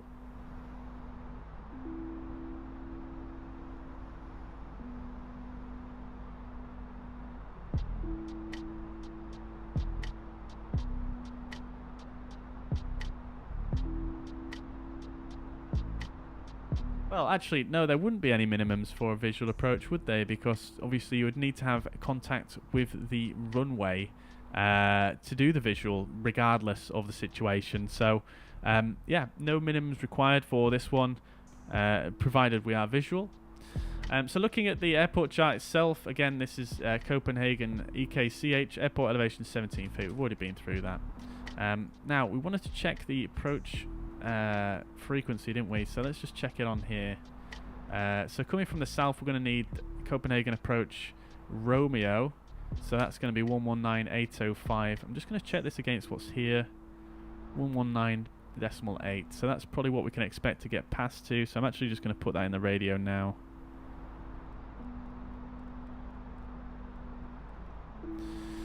Okay, cool. So once we arrive, we are going to be coming in on 04 left, as we said, which is going to come in here. We'll probably expect to vacate, probably at Alpha 6, I think. Maybe Alpha 7 at a push, but Alpha 6, let's face it, they have changed the flare law again, guys, so we're probably going to be departing at Alpha 6, I imagine. I am actually just going to request taxi to any gate. I'm not actually sure. Let's actually see here.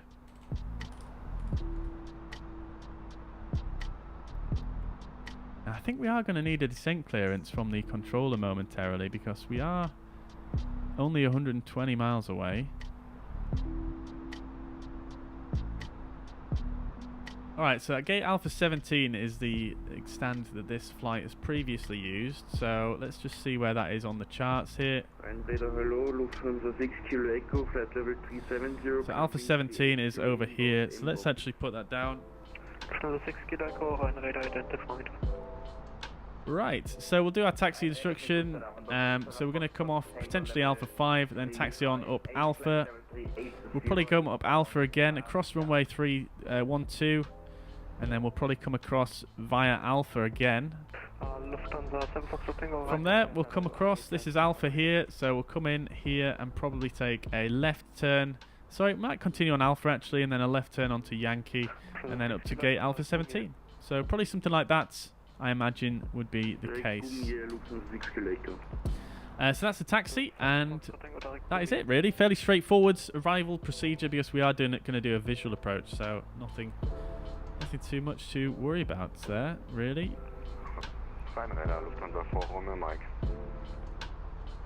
Now then, the MCD is saying 110 miles to go, however, I'm not sure that's entirely accurate because of the manual leg that we've got in.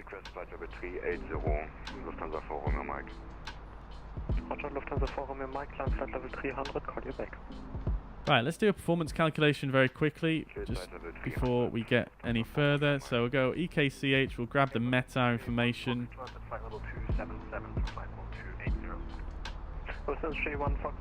Okay, runway altitude is 13 feet. The runway heading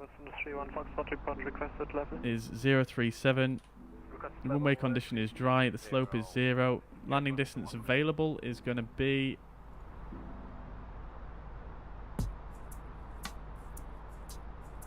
04 left. Is going to be 2722. Now, we are doing a visual approach, so I might just put the full runway length here. So I'll put 3,000. Oh, for fuck's sake.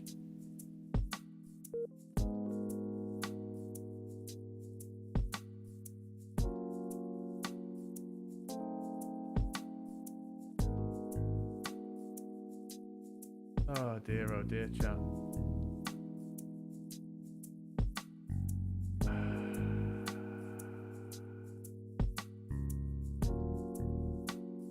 We almost got there. We almost got there. For frig's sake, man.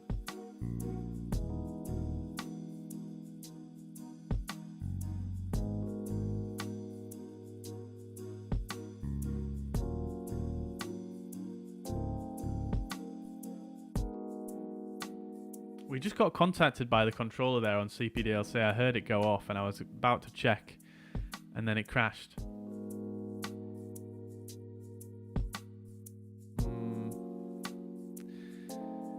So, I guess whatever I removed from my community folder and whatnot did not have any effect.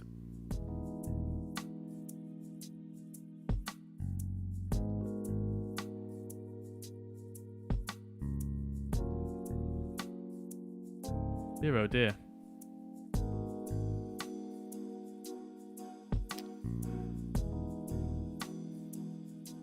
Any reason What does it say in the event viewer? I mean, I can have a look in the event viewer, but the event viewer doesn't generally give you that much information. It usually just gives you these interesting codes that I don't really understand, to be quite honest. So let's have a look. We've got fault in application, flight simulator, fault in module name, coherent GT core.dll. So it's something to do with the graphics engine, I believe. Coherent GT core, I think that is to do with the CPU side of the graphics processing in the sim, I think. Not entirely sure, but again, it doesn't really tell me much. It's got an exception code. Again, it doesn't really mean a lot to me, so I don't really know what to make of it, to be quite honest. No overclocks, no overclocks. We've just got my RAM is using an XMP profile, but that's the only thing really. What I'll try and do is I will try and set up the flight and continue on from where we were. It is going to be a bit difficult to do that because obviously I don't know the exact levels of fuel and things like that, but we probably should just be able to spawn in and maybe set it up again. I'll try log back onto VATSIM as well and see if we can actually manage that, but I'm not sure exactly where in the world we were. I think we were just under 80 miles away from Monarch, so maybe I can set it up like that. But yeah, that's a bit annoying really, isn't it? Jets.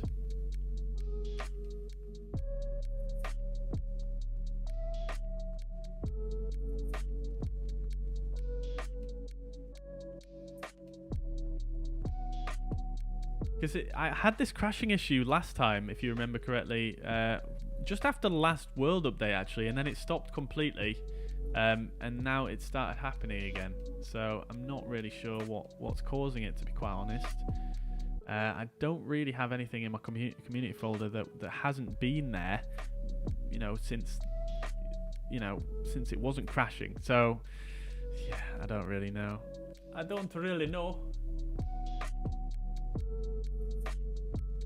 Right, so let's catch up with some of the messages anyway, because there was quite a few chat messages before I had that crash there. Right. Yes, Maru, we do need to try out your controls, 100%. 100%. Let's see. Rox is looking to pick up a 3080, but get the 12 gigabyte. Yep, why not? Why not? I mean, I'm streaming in 2K. I've got a 3080, and yeah, it's performing really well actually. So yeah, I suppose it depends on your resolution and what you want to get in the future. Let's see.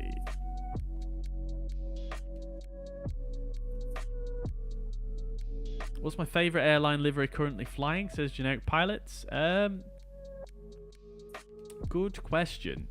Good question. I have probably said this in a stream before, but I can't quite remember what it was at that point. It's definitely not the Czech Airlines livery. I'm not sure, actually. Possibly something really, really simple. I'm a very simple man. Something like Lufthansa or something extremely boring. I'm a very, very simple person. I just like the way it's just clean, one colour. Yeah, I like stuff like that that's a little bit more simple, a little bit more clean looking, rather than something like, I don't know. For example, a big airline that I really hate the livery of is EasyJet. Don't like their livery at all. Don't like Ryanair's livery as well. Just both butt ugly, to be quite honest with you. Apologies to anyone who actually does like them. But I just don't like them at all. Right, so let's see if we can get this set back up then into Copenhagen. Failing that, I mean, we could maybe try and do the landing at the very least, but we'll see. I'll just catch up with a few more messages here. Dave says, I wonder if I have two add-ons conflicting. Potentially, Dave, yeah, it might be worth having a look at that. But yeah, always removing community add-ons is, yeah, it's always something worth trying to check. Snaky Gaming says, how do I get the iPad up? So, Snaky, there's no need to spam in the chats. I was quite busy, actually, when you wrote that. So, there's absolutely no need to keep spamming it. Otherwise, you're just going to get timed out by a mod. But the iPad is actually part of an overlay for the stream, for example. Like this. It's just an overlay. As you can see, this is my OBS. This is the chat right here. It's just an overlay. You can't get it in the sim, unfortunately. You can get, obviously, the FlyPad, which is in the A32NX, but I don't need to tell you how to get that, I don't think. Hugo the Dugo, welcome to the chat, dude. I hope you're doing well. Welcome, welcome, welcome. And Snaky Gaming, you're going to have to exercise a little bit more patience in live stream chats. Nobody's going to answer you immediately unless I'm not doing anything else at all. You can see what I'm doing on the screen. That's the whole idea of a stream. So, yeah. Right. Okay. So, Dio, welcome to the chat from Geneva. I hope you're doing well. Welcome, dude. Okay, thank you very much for answering that, guys, as well.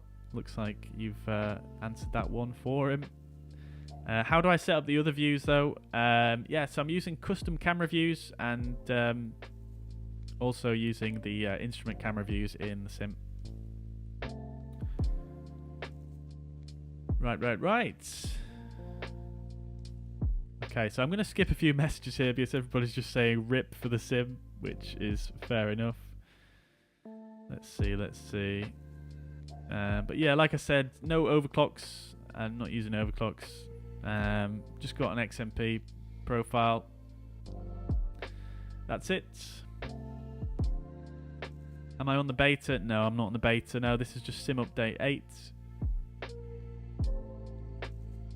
But yeah, it happened to be 2 days in a row. Yeah, it has, hasn't it? I'm not sure what it is. Maybe it is something in my community folder, but like I said, I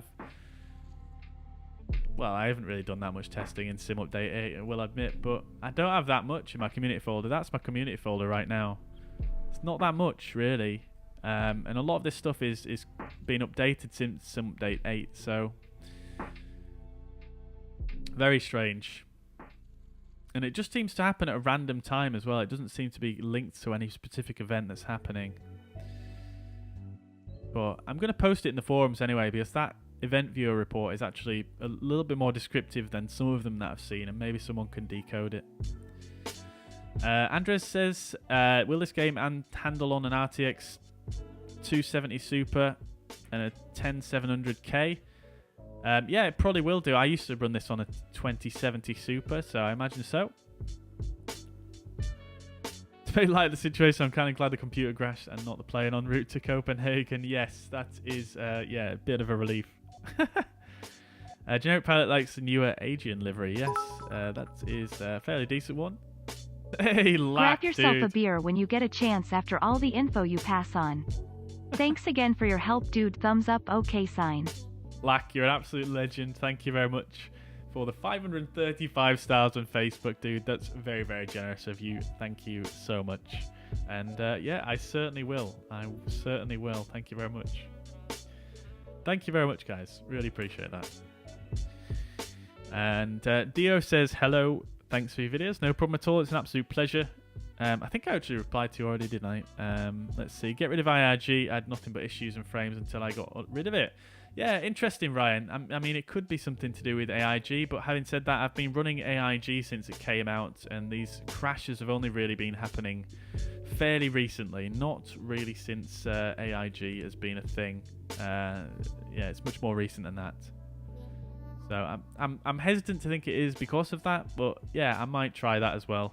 We do have FSLTL, so I might just try that. Alright, so let's see if we can get set back up here. So we're going to set Copenhagen as a arrival. We'll set 04 left as the runway. We'll choose high altitude airways and we'll choose arrivals. 04 left again. And we'll also set the arrival to the Monarch 2 Echo 04 left, which is going to give us the correct waypoint out there. However, it seems to have drawn a bit extra here, so that's actually okay. Now, I'm not sure the exact position on where we actually logged out there. So Not sure the best way to do this actually. Let's see. So if we've got, because we went direct, didn't we, to Monarch? This controller gave us a direct, so that's going to be an issue for us to spawn back in there. I'm not sure exactly where we were either. We just passed Tegel, right? We passed Tegel on the left. So we're probably somewhere, we're actually probably somewhere quite close to where Schutz was, I imagine. So maybe we go somewhere around here then. Now, this may be an issue. Let's see what we've got. Let's put in some waypoints for us. I don't want it to do that. Let's see, can we remove them? We can't. Cruising altitude is correct though, 380. I don't want it to put those waypoints in there for me.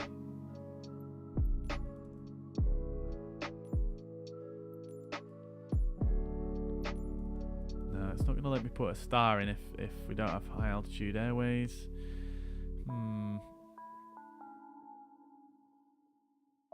We might not be able to go back on VATSIM chat, I don't think, because if it's going to do this weirdness... I mean, I suppose we could log in and then just immediately do a direct in the Monarch, I suppose. That's going to get rid of those fixes. So that'll work, I suppose. Right.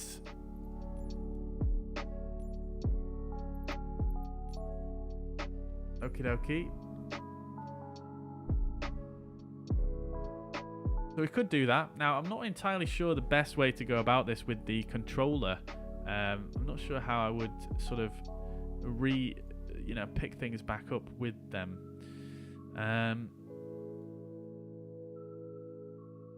Now, the airspace does look fairly clear over northern Germany in this area here, so we might be okay actually.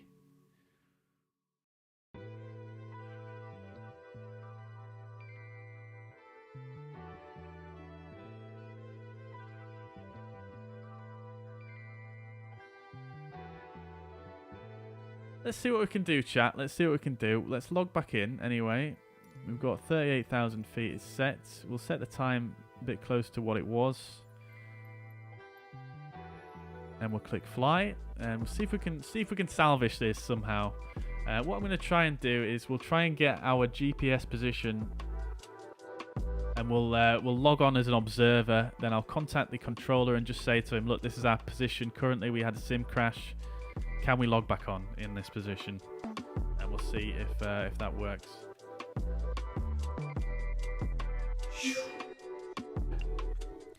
Right, okay, so let's see if we can fix things up here. We'll get AP2 in.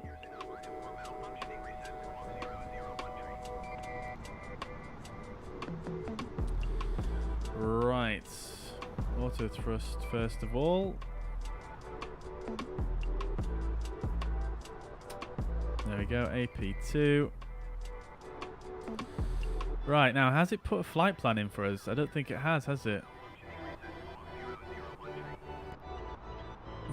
It hasn't. Okay. So let's try this. Sorry, I need to... Oh, that actually worked. Fair enough.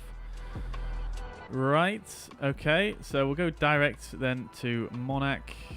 It's not on there. We've not put our arrival in yet, have we? So we'll go arrival, 04 left, Monarch 2 Echo. We'll insert that, no vires, and let's see if this works for us. 458 miles. Okay, I've put us in completely the wrong spot here. Where are we? Surely I didn't put us in that far away.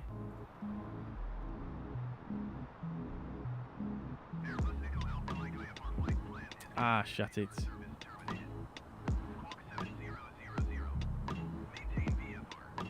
Right. Where in the world are we? Let's see if we put airports on. Did it actually put us in the right place there? I feel like it hasn't.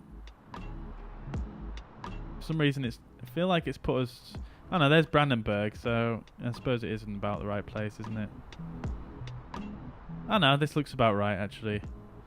Okay, fair enough. So that's that more or less resolved.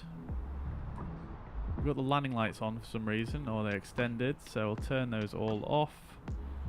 We'll come up here and see if we can resolve that. That's all looking fine. Everything else is looking fine here.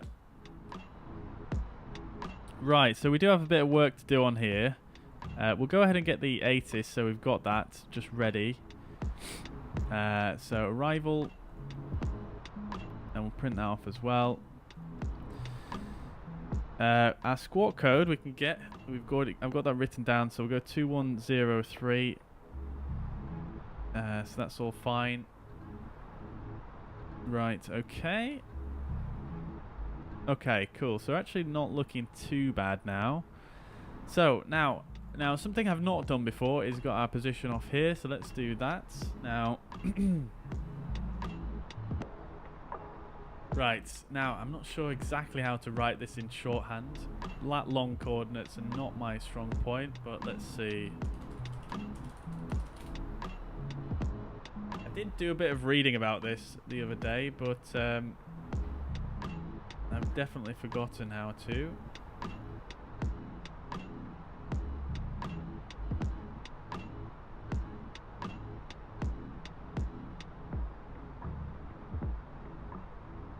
Right. I mean, that is fairly shorthand, isn't it? But I'm not sure how shorthand I need to give it to the controller for them to... I mean, I could give them it like that, I suppose. Thoughts, chat? Just put 5314 north.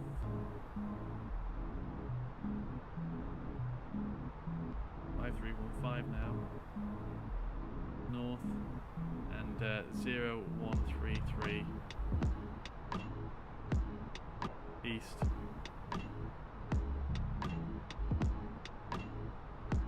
I'm just going to check that on Google Maps as well, make sure that's actually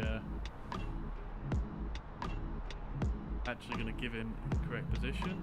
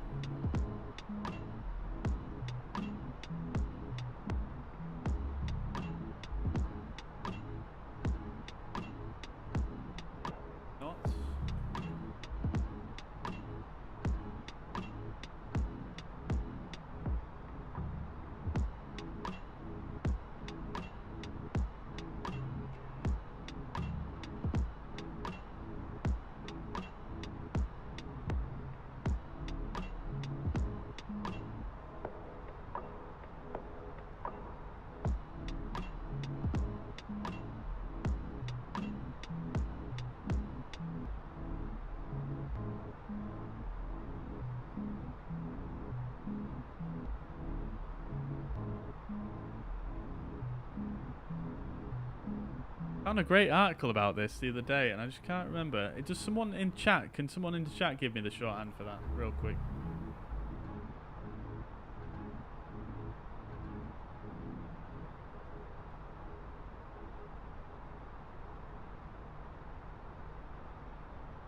Okay, so we're actually it's 53 north, isn't it? 53 north, 013 east, right?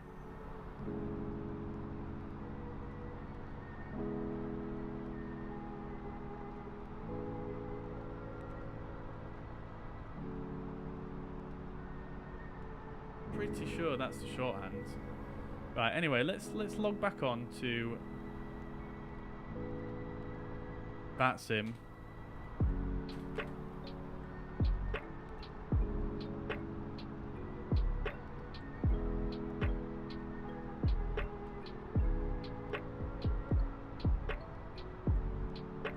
We'll see if we can get started back up on there. So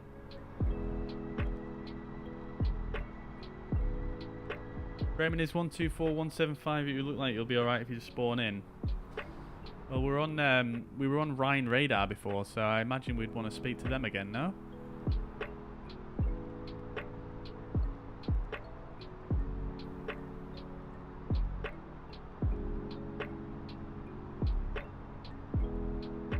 One 33750.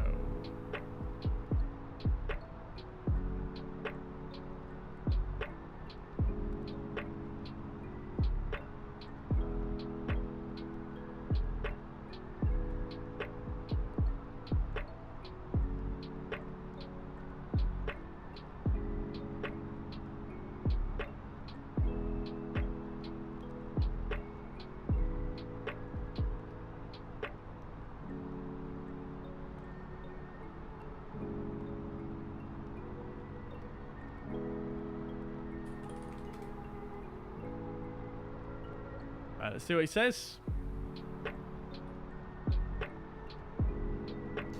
We'll tune his frequency anyway, just so we're ready. 13375.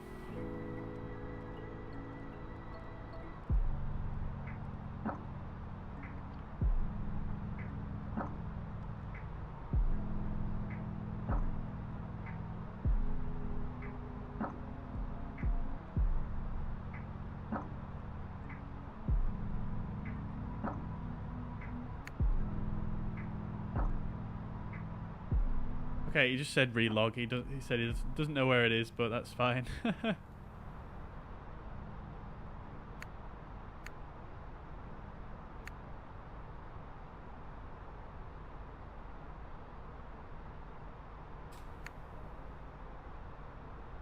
Says just contact me and start descent.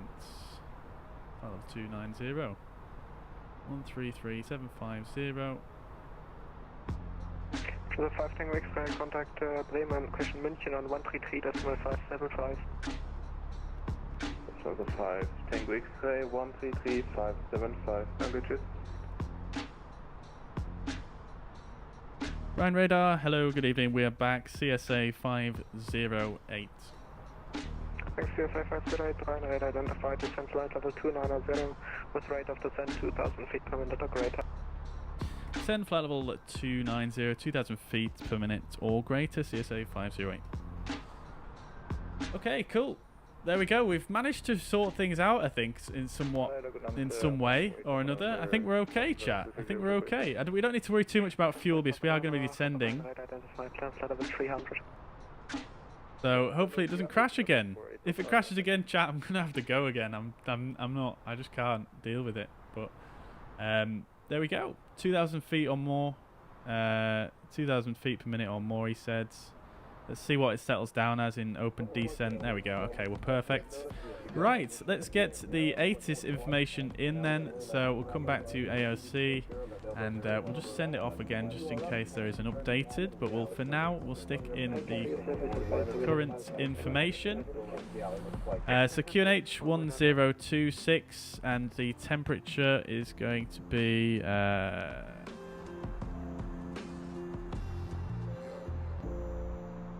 hard to read. Temperature is 3 degrees. CSA 508, contact Bremen radar on frequency 124.175. Bye bye. 124.175 Bremen radar, CSA 508. Thanks for your help. Bye bye. Very good flight.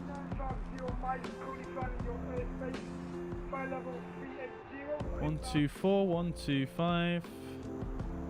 Easy 950 Mike, Ryan Radar, hello, identified. Ryan Radar, schönen guten Abend.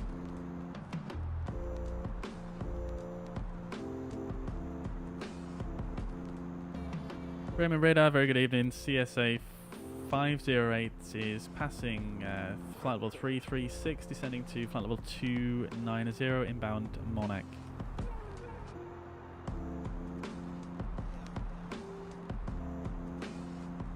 Have I tuned the wrong frequency? I have. No, 124.125, wasn't it? Oh, it was 725, was it?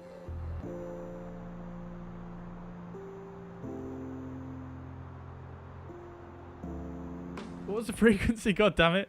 124.175. Right. Okay. Thank you. How did I write that down wrong? I literally wrote it down while I was saying it. Oh shit! We've got Alt Star already. Jesus Christ.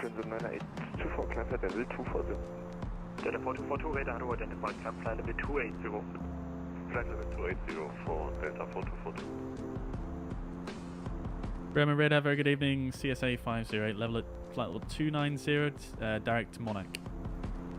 CSA 508, radar header identified, descent flight level 200. Then flight level 200, CSA 508. Alright, thrust idle open descent. You would like to fly the route as published? Right, okay, so winds are variable at 4 knots. We are JustFlight and we want to fly. And we're not going to put a minimum because we are doing a visual approach. And this is all fine, that's all good. Right, so we'll try and do our landing calculation this time. Hopefully we don't get a crash this time. Beautiful scenes outside, hardly any clouds. Very, very nice indeed.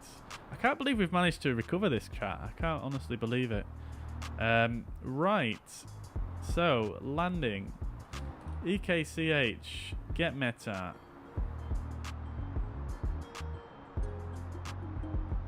Okay, so runway altitude is 13 feet. Runway heading is 037. Runway slope is 0. Landing distance available is 3,600 meters. And our approach speed is going to be 127 knots. And the landing weight, we have no idea because we've changed all the weights due to the mess up that we had, well, the crash that we had. So we'll just go for reverse thrust, and the weight, yeah, we'll just take the landing weight off the... No, actually, we're not going to do that because that's not going to work too well. I'm just going to guess and take 1,000 kilos, 1 ton off the weight. Yeah, so we'll do that. That might be a bad idea, but let's see what it comes up with. So we can use low auto brake, which we'll use, no issues at all. Right, okay then, chat.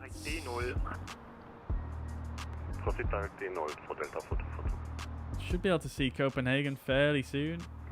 Brandon, very good evening. Lufthansa 1 Uniform Exit level 340. Right, so the next frequency we're probably going to get is the approach controller, which is going to be on 119.8, I imagine.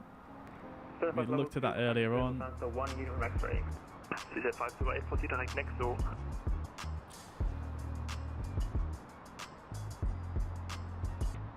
Was that for CSA 508?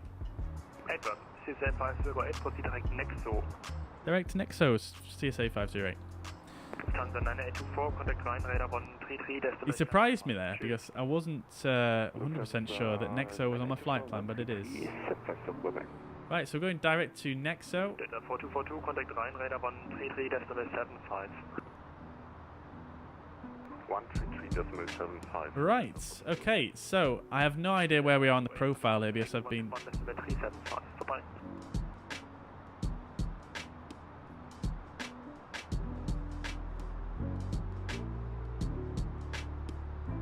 CZ 508, contact Copenhagen 121.375. 121.375, CSA 508. Thank you. Choose. Keep talking over him. Right, I honestly didn't listen to that frequency there. I'm so task saturated at this moment in time.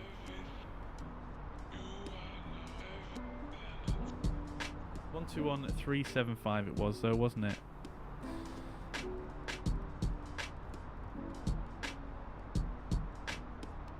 On conversion, 300 Juliet right. Juliet, Whiskey Tango, you're cleared, Monarch to Echo arrival, runway 04 left. And cleared Monarch to Echo arrival and 04 left, Juliet right, Tango, thank you. Swiss 176, contact Copenhagen, approaching 119 at decimal, good evening. Approach to 119 decimal, thank you, bye-bye, Swiss to 176. Copenhagen Centre, CSA 508, flight level 200, direct Nexo. CSA 508, Copenhagen Control, good evening, identified. Cleared, Monarch to Echo arrival, runway 04 left, via Arex. Cleared, Monarch to Echo approach 04 left via Nexo, CSA 508.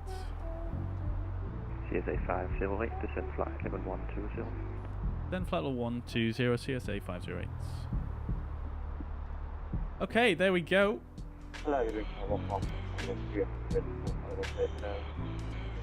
There we go. So Nexo, we need to be below flight level 80. We're very close to Nexo, so I'm actually going to go ahead. We are going to put in a higher speed here. We're going to come up to a very, very high speed. We're going to come up to 320 knots. We're going to get the speed brakes in, and we are going to descend like we're falling out of the sky, boys.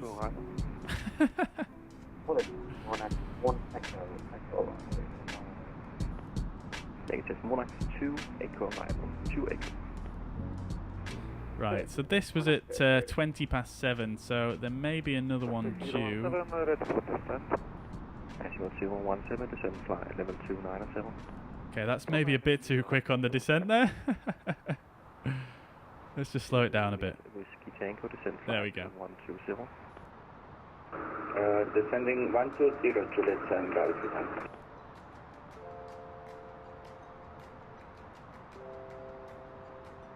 Establish mode for take 5 now. Right. Contact below tower on 119 decimal 0 after. Can you guys hear the chat, the controller okay, by the way, guys?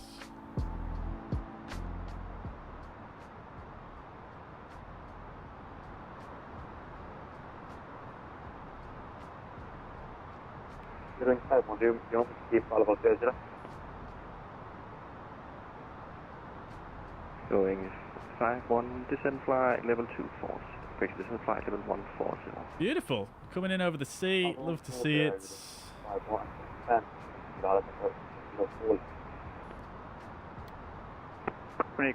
Airport is somewhere over there. Flight level 280. Okay, level 67 Yankee Copenhagen control. Good evening. Okay, you've got Alt Star.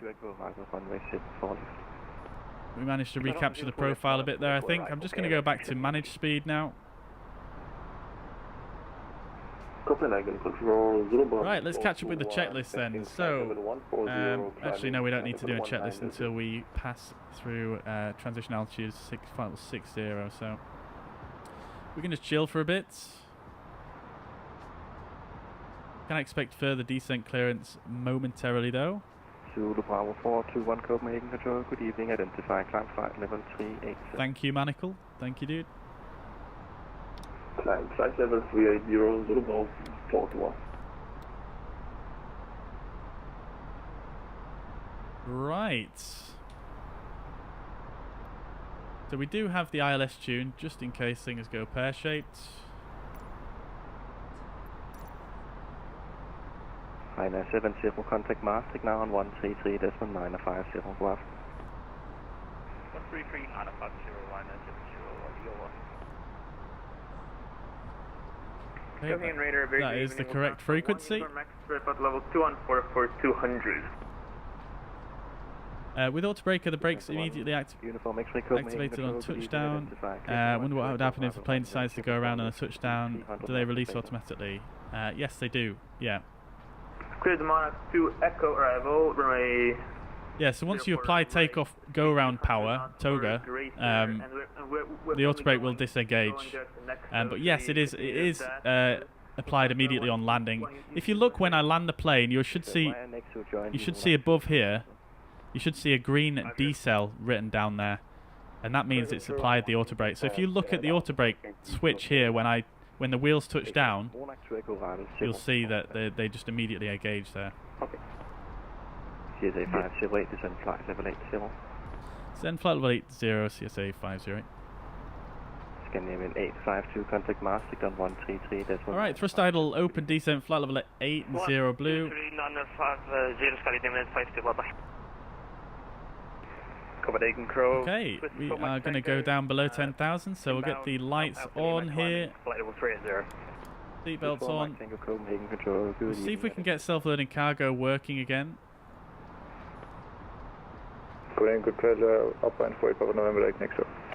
There's a heading after Monarch. He said Monarch transition. He said Nexo. Yeah, via Nexo. Yeah, so after Nexo, it's Vectors basically. Defensive 1 uniform X-ray descent flight level 120. That's put level 120. I could show you the chart, but it's logged my Navigraph out, so I'll try log it back in for you.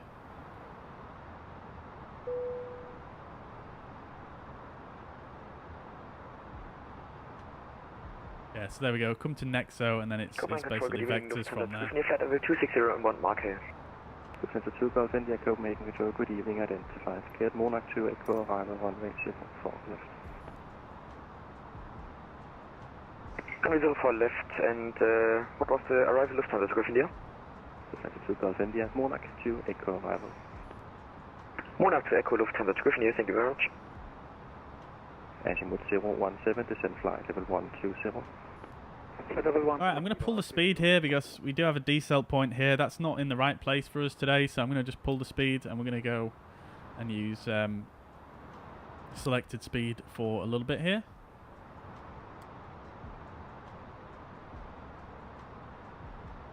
So I'm just listening to the controller now, guys. I'm probably not going to pay too much attention to the chats.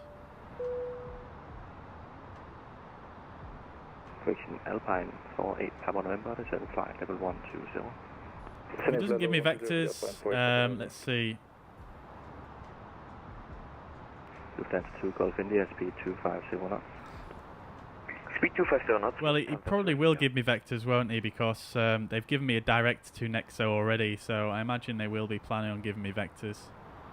Okay, 11670 Yankee, speed 250 knots. Alright, speed Alt Star. Flight left 200 and 250 knots, 67 Yankee. 0851 Charlie, speed 250 knots.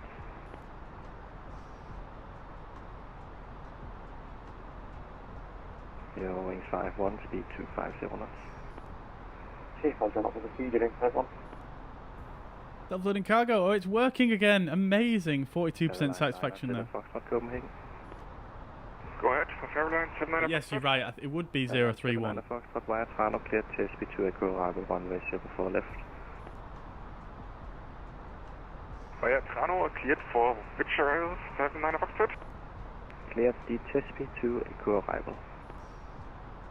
SP2 Echo arrival via Trano for Airlines 79 Foxtrot. CSA 508, contact Copenhagen approaching 119.8. Say again for CSA 508. CSA 508, Copenhagen approaching 119.8. 119.8 for CSA 508. Your Atlantic 8871, descend flight level 80. Descend 80, 8 Copenhagen Control, god aften. Oscar Echo Lima Oscar wait. Copenhagen approach, CSA 508, information Charlie type A20N. Level at flight level 80. CSA 508, Copenhagen approach, good evening, identified. Information Delta is now current. Turn left heading 360 degrees, Vectors left approach, runway 04 left. Turn left 360 request, visual approach 04 left, CSA 508. CSA 508, Roger, you can expect that. Roger, expecting the visual for CSA 508. Great stuff. Okay, I don't think we needed to turn there, chat, to be honest with you. I think we just continue on current heading because they would have told us otherwise. But, yeah. 031 would have been the... Descend 5000 QNH 1026.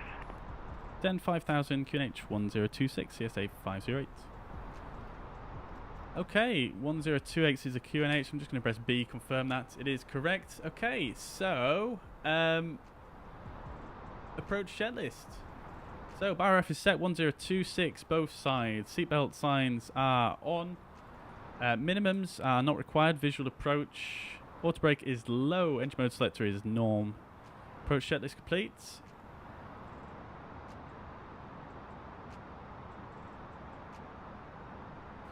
Alrighty. Should be able to see the airport somewhere. Right there, I believe. Or is it right there? All stations stand by 2 seconds. It's here, isn't it? It's here.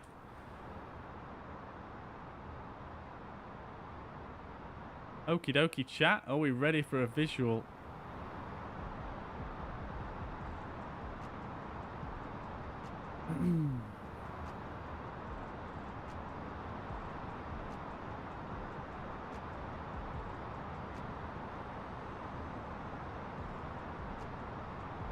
The controller's disappeared. He's going to give me a big left turn in a minute, I imagine.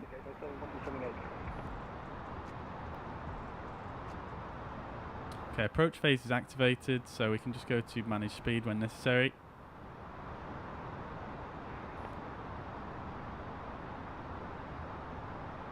Oh, new screenshots of the 737 by PMDG today. No, I haven't seen those. No. Yeah, descending 80, just south.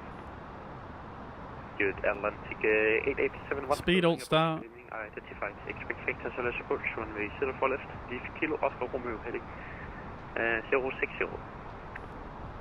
After Kilo Oscar Romeo heading 060, vector silence 04 left. 0 Atlantic 87. Say 508, to speed 220 knots, turn left heading 310 degrees. Speed 220 left heading, say again heading for CSA 508. FM left turn heading 310 degrees. Left heading 310 CSA 508.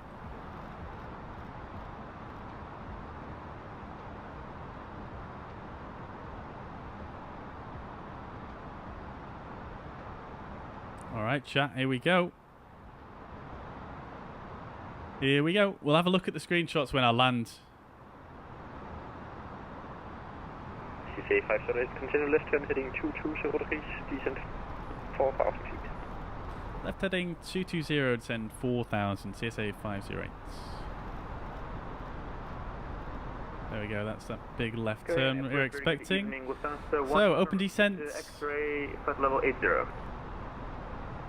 Listen 7, uniform X-ray coming approach, good evening, identified. Expect vectors to approach, runway 04 left, fly heading 035.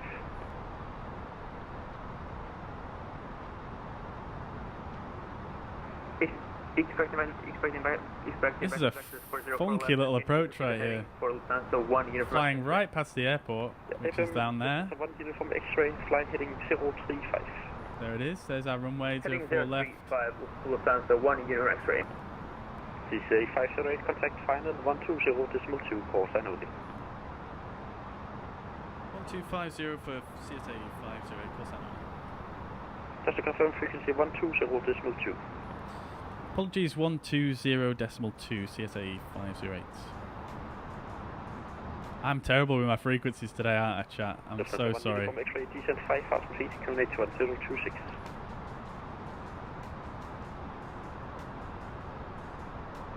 Copenhagen final CSA 508.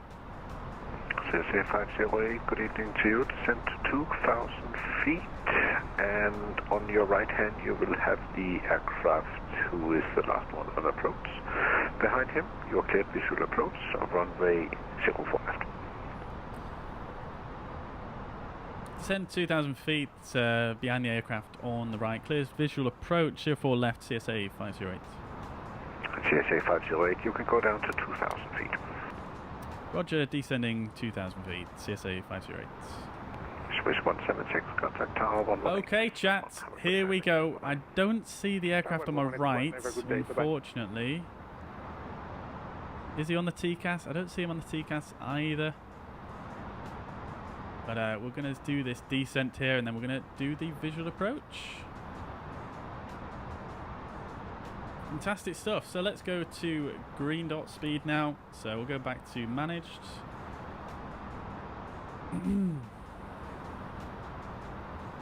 Let's do it, chats.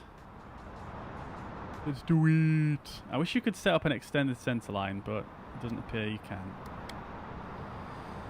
Right, so let's disconnect. CSA 508, turn right heading 350. Right heading 350, CSA 508.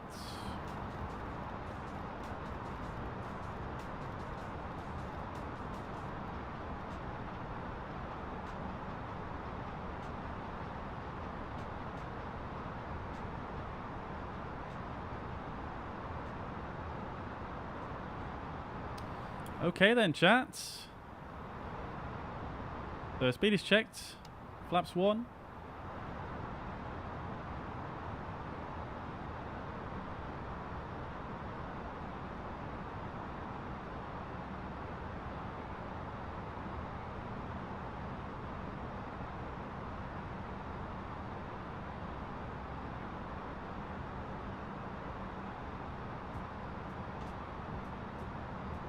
$2,500. So I think he's going to give us a vector to final here as well.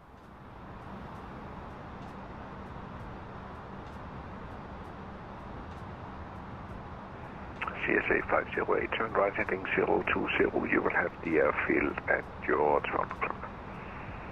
Riding 020 and field at 12 o'clock, CSA 508.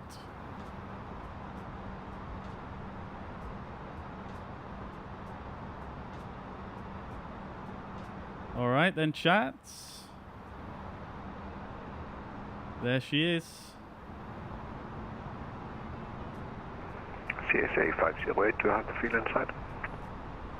Field in sight, CSA 508. CSA 508, thank you very much. Contact tower 118.1. Have a great evening, sir. Bye-bye. 118.1 CSA 508, and you too, thank you. I am just going to put the autopilot back in for a second here.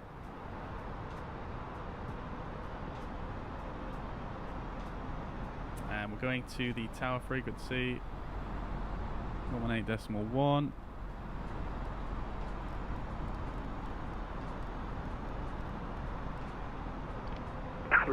Six taxi on Alpha, hold short, runway 12. Alpha short 12, schedule Navy 906. Okay, so we're going to go to flaps 2, speed is checked. Flaps 2 selected. 6 left Alpha 7. 176, continue section Alpha. Go for gear down. And hold short, runway 12. Accept the Alpha short 123 to 176. EC 1636, the wind 3304 knots, runway 04 right clear for takeoff. When airborne, contact approach 119.8. Yeah, for takeoff, running 04 right, and then 118 position on the 8. Oh, yeah. It's so hard to do a visual when you... Approach 119.8 when airborne. Castrop Tower, very good evening. CSA 508 is on the visual 404 left. CSA 508, Castrop Tower, winds 3304 knots, runway 04 left, clear to land. 04 left, clear to land, CSA 508. Okay, there we go, guys. I just needed to put the autopilot in there for a second just so I could actually contact and change frequencies and things like that. So we are now going to disconnect. We're going to go to flaps 3. Speed is checked. We've got 5 miles to go. 12 at Alpha, then Foxtrot, hold short Zulu, contact apron 121, 625. Turn the flight directors off. Cross 12 John Foxtrot, short of Zulu and 121625, schedule Navy 906. Okay, and we are going to go to flaps full. Speed is checked. Landing checklist.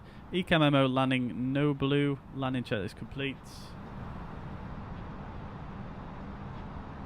Go around altitude is 3,000 feet. Speedbird 4291, cross runway 12 at Alpha, then right on Foxtrot, hold short Zulu. So we've got a little bit of a crosswind from the left, nothing too crazy, but we do have a crosswind nevertheless. Hold short Zulu, Speedbird 4291.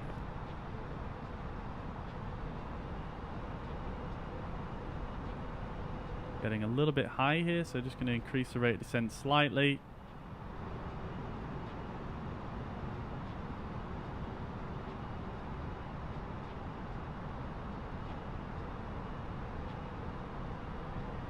$1,000. 1,000 is checked.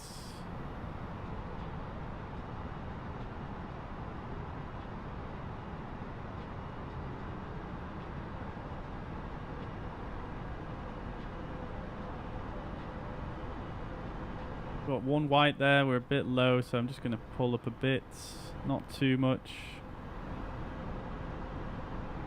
2 whites now. Sections Bravo 4 or Bravo 3. I've overcorrected back to the centre line there a bit. Bravo 4 if you want to. I would appreciate that. With 176 contained section Alpha, then right on runway 12. 2 whites. Short runway 04 right. 500 feet is checked. Continue taxi runway 12, then all short runway 04 right. 176. We're stabilised. Contact apron 121.625. Overtaking from apron 121.625. 1 white with visual. Service this evening, Speedbird 4291, good day. Good day. You're welcome.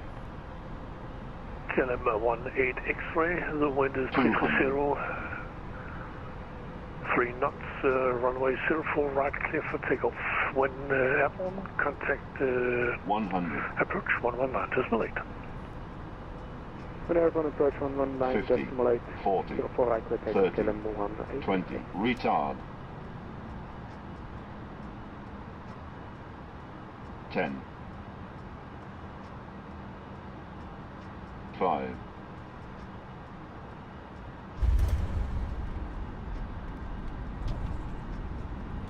We're down. Buttered it. Yeah, that was a bit of a long flare there, but never mind. Absolutely fine. 60 knots already. And to manual braking. There we go, chats. There we go. A little bit off centre line there, I think. We were a little bit to the right, but I'm going to take it after all the issues that we've had.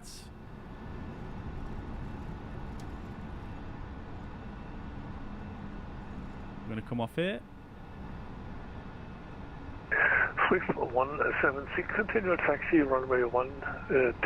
Get the strobe lights off. 2 Golf, stand number 130.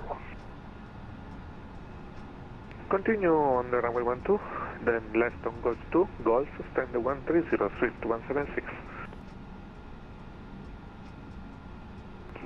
Scandinavian 2501, holding short, runway 30 at Taxiway Delta. Scandinavian 2501, Castle Tower, cross runway. Target brake set, let's get the speed brakes up. Left on Charlie, right on Bravo. After landing checklist, radar and predictive wind shear are off. After landing checklist complete. Copenhagen Tower, very good evening. Lufthansa 1 uniform X-ray on ILS 04 left. Alright. Lufthansa 1 uniform X-ray, winds 340 at 3 knots, runway 04 left, clear to land. Therefore, let's go clear to land. Lufthansa 1 uniform X-ray. I think we're at Alpha 7. I can't remember where we came off actually. I think this is Alpha 7. Left on Charlie and right on Bravo. Oh no, this is Alpha 6. Correct. Station call, you were blocked. Please say again. Yeah, my apologies. Sure, Atlantic 871, assembly, sure, for left. Aero Atlantic 8871, Castle Tower, good evening. Year number 2, continue approach.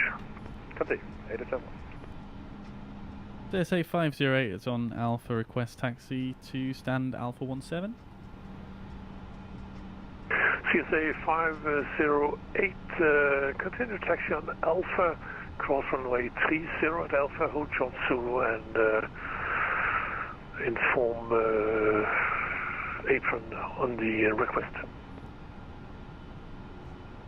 Sure, no problem. Continue on Alpha, cross runway 30 at Alpha, hold short Zulu and contact apron CSA 508. Yeah, apron frequency 121.625. 121325 for apron CSA 508. 121.625. 121625, my apologies, CSA 508.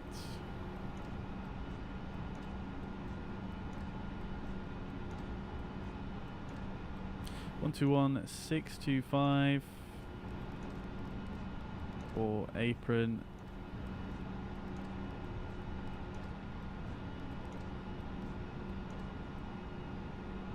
Right, chat. Not too bad. Got an SAS A320 Neo taxiing out there. Very nice. So we're cleared to cross runway 30 at Alpha, so continue on where we are.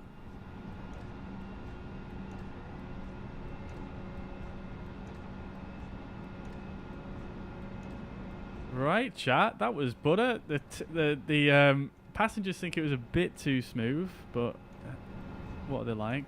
Hard to please, aren't they? Yeah, look at this airport. So good by FlyTampa. Euro Atlantic 8871, winds 340, 3 knots, runway 04 left, clear to land. Long time no butter. If you say so. Oh, they're demonstrating the dirt and dust effects on the displays. I'll need to check that out. Yeah, we'll check out those screenshots once we get into the stand here. Continue taxi on Alpha, cross runway 30 Alpha, hold short Zulu. Right, let's get a strobe on. Crossing a runway here. Looks clear, left and right and then left. Great stuff. And then we're going to hold short Zulu. So on the other side, Zulu is just here. So we're going to hold short there.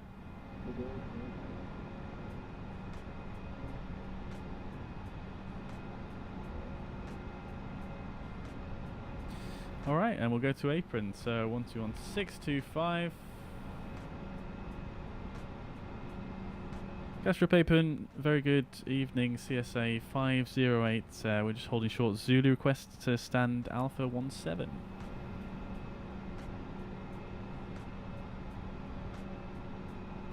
CSA 508, Gastrop apron, hello, taxi via Yankee, stand Alpha 17. Taxi via Yankee, stand Alpha 17, CSA 508, thank you. Alright, taxi via Yankee, so that's next left, the second left. Don't need to look at the chart there, we can see on the sign. A lot of aircraft here. I think some of these are statics included with the scenery, but that isn't.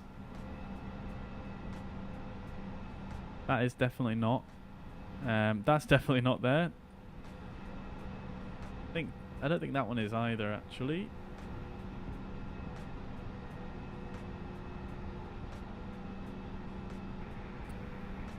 Andy, welcome to the chat, dude. Hope you're doing well. Welcome, welcome, welcome. Yeah, that was butter chat, but I definitely flared too long there because, yeah, I think we were right at the end of the touchdown zone. We'll have to see on SimToolkitPro, but we'll have to see. We're going a bit quick here for an apron taxi. 9247, Castle Apron, hello. Echo is current, and you're here at Düsseldorf. Alpha 17 is just here at the end. Out of runway 04 right. As we briefed earlier on. 207. Alpha 17 is just coming up here. We're going way too quick. 04 right. 2207, 089 Get the taxi lights off in seconds. Gastrop apron, a very good evening. Transfer 5962 with information echo requesting IFAC to Eindhoven. Batavia 5962, Castle Apron, hello. You are cleared to Eindhoven via the next 1 Alpha departure, runway 04 right, squawk 3772, and Echo is current. There we go. And we're going to go to the number 3 because I don't know what stop bar they would use in real life.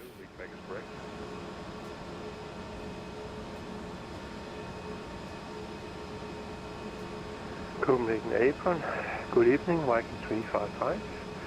Request Viking 355, what a call sign. What airline is that? I need to use that. Right, there we go. Parking brake is set. Oh, I forgot the replay today, guys. Are you surprised, though? Why are the strobe lights on? Right. Okay, then, chats. Engines can come off. Clear Gardermoen via Veda 3 Alpha. Beacon light off. Runway 04 right. External power, fuel pumps off. 6517. Seatbelt signs off as well. Viking 355, readback is correct. Get the transponder off as well. And we are going to do the parking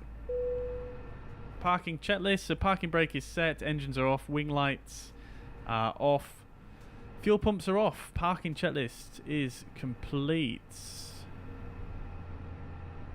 Alright, we'll get the APU bleed on. We'll get the jetway connected.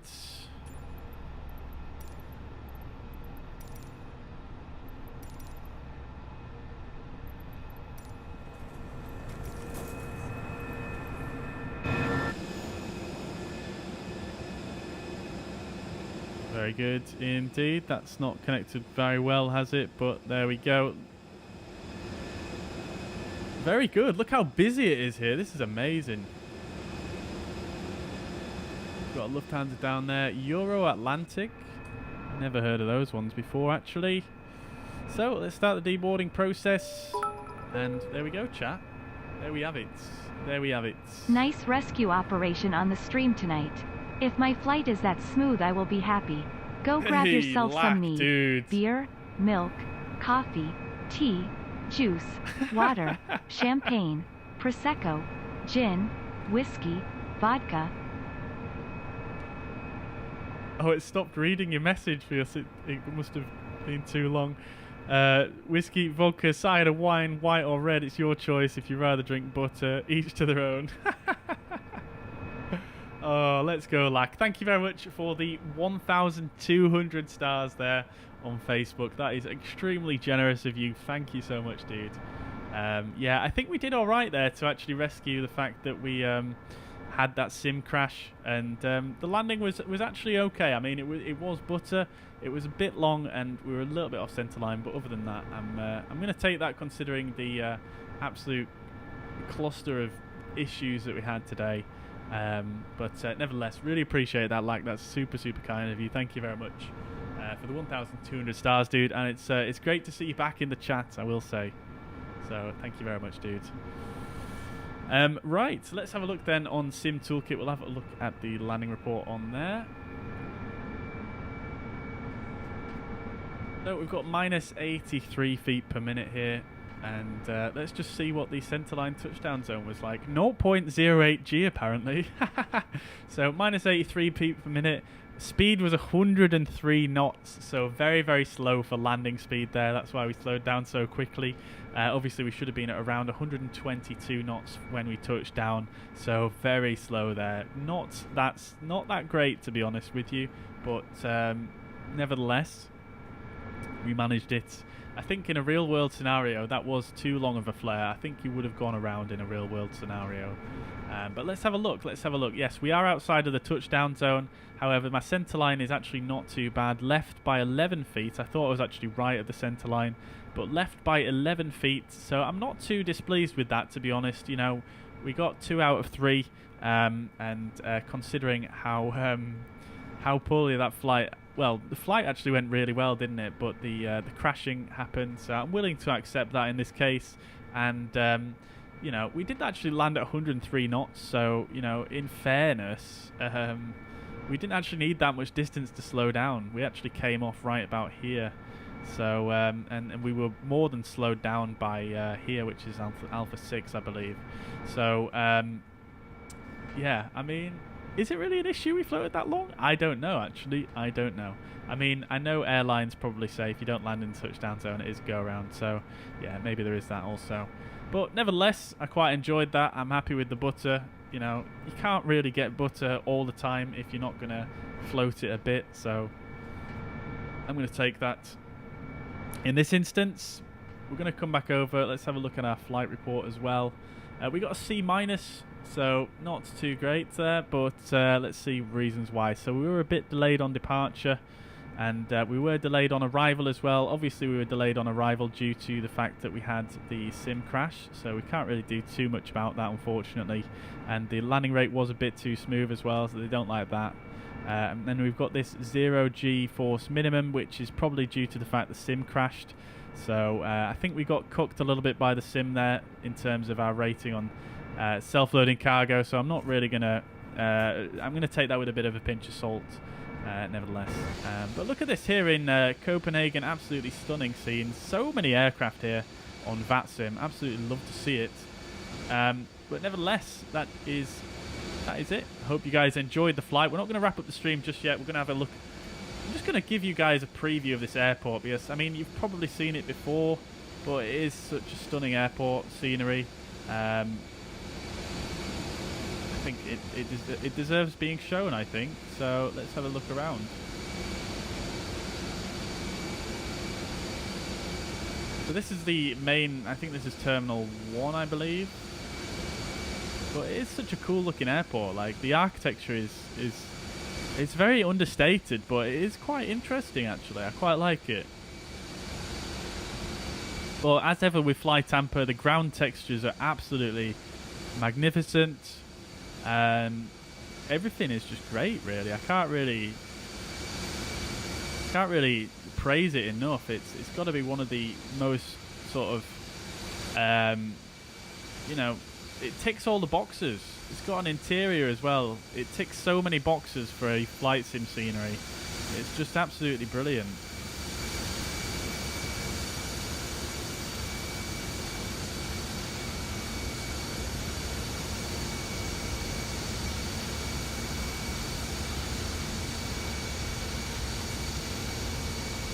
Manacle, no worries at all, dude. You take it easy, and thank you very much for your £5 tip earlier on. I do appreciate that, and thank you very much for tuning in as ever. Thank you, dude. I'll catch you in the next one. Next one's going to be actually on Thursday this week. Thank you very much, Chris. Chris, I'm glad you enjoyed it, even though it was a bit of a mess about in the end there, but. Yeah, I think we recovered it okay. I'm going to have to do a bit more digging to see if I can discover what is causing the crashing. But you guys may remember I struggled to find the cause last time, so it may be that I can't find the cause, but we'll see what we can do. But yeah, guys, as you can see, I mean, I'm not going to show you around the whole airport, but just to get an idea of it, it is looking great, isn't it? It's weathered, its ground textures are on point, modelling is on point. Just everything is just brilliant, and there's all sorts of landmarks in Copenhagen as well included in the scenery, so I'd highly recommend this one, honestly. And Copenhagen is just a stunning airport to fly into. Obviously you can do the visual approach that we just did. You can do, you know, coming in on 22 left is also very stunning, flying right past the Øresund Bridge, and yeah, it's just absolutely fantastic scenery, really. Absolutely brilliant. So, role player passenger disembarking. I think we got to do that another day. But we definitely will do that. I think, you know, I think we can do that in this sim, like similar to what we did in the when we flew out of where was it? Melbourne, yeah, Essendon Fields. But yeah. Oh, Andy, your sim is crashing as well. Oh, well, I'm pleased to know it's not just me then. But I'm going to be posting in the forums about it later on tonight, and I think if I get any useful responses, I will update you all on what it is. Lil Pop, thank you very much, dude. I'm glad you thought it was a smooth flight, even though it was a little bit... where's my bread? You can't serve butter without it. I mean, I beg to differ, Zane. I would happily drink butter. Okay, maybe not. How about flying to Ukraine, says Ronnie. Yeah, potentially, Ronnie. Yeah, I've been thinking about doing a Pyrig DevCo showcase, actually. They make a lot of sceneries in Ukraine, and I believe they are from Ukraine themselves. So I might do something like that next stream, potentially. But yeah, it's a bit of a sensitive one at the moment. Obviously, I don't want to offend anyone by you know, flying a passenger flight to Ukraine when you obviously can't do that at the moment in the real world. So... yeah, I'm thinking about something like that, but yeah, you'll have to tune in for one of the next streams.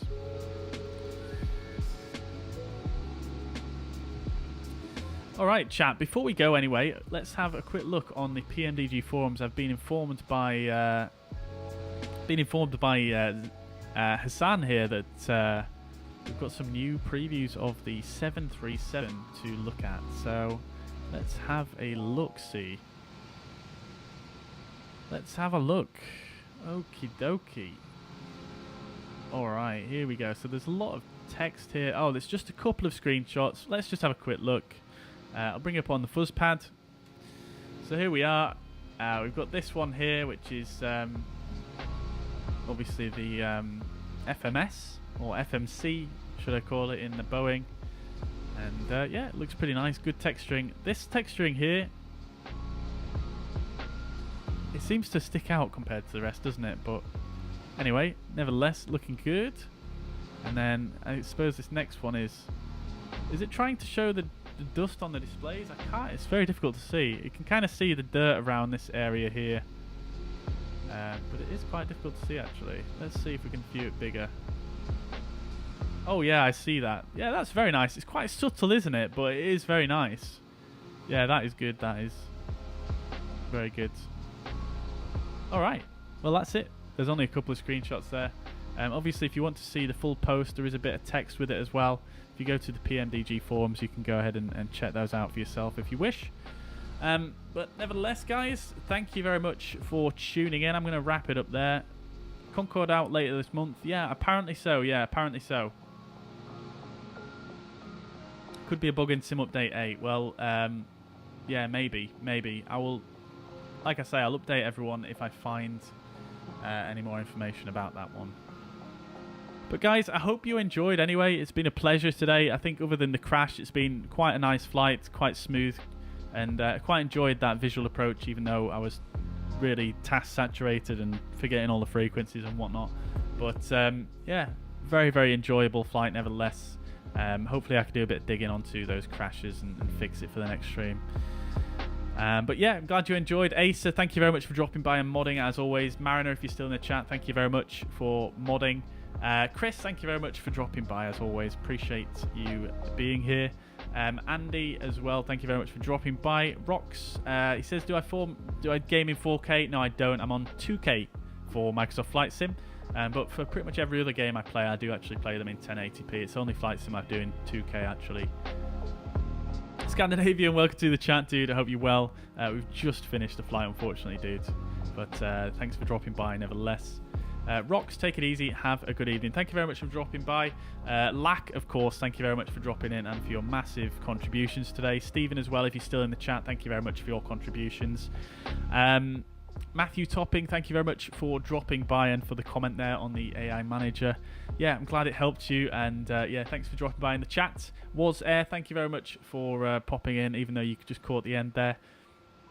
Zion, thank you very much for dropping in. Manacle, of course, I think you've already gone, but take it easy, dude.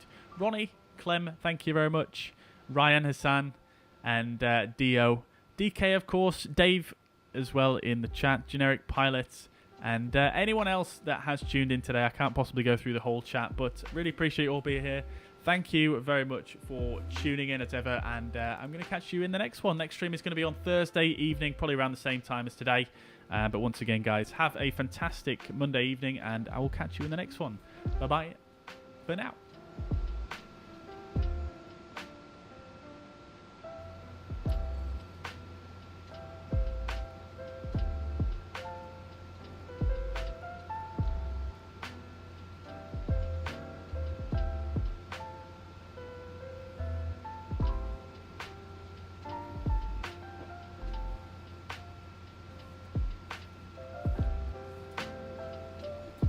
Clem, take it easy, dude. Zane, we've already looked at the PMDG pics. You must have not been looking. Take it easy, dude. Scandinavian, enjoy your flight, my man. The controlling is absolutely brilliant in Copenhagen tonight if you're on VATSIM. Take it easy, everyone.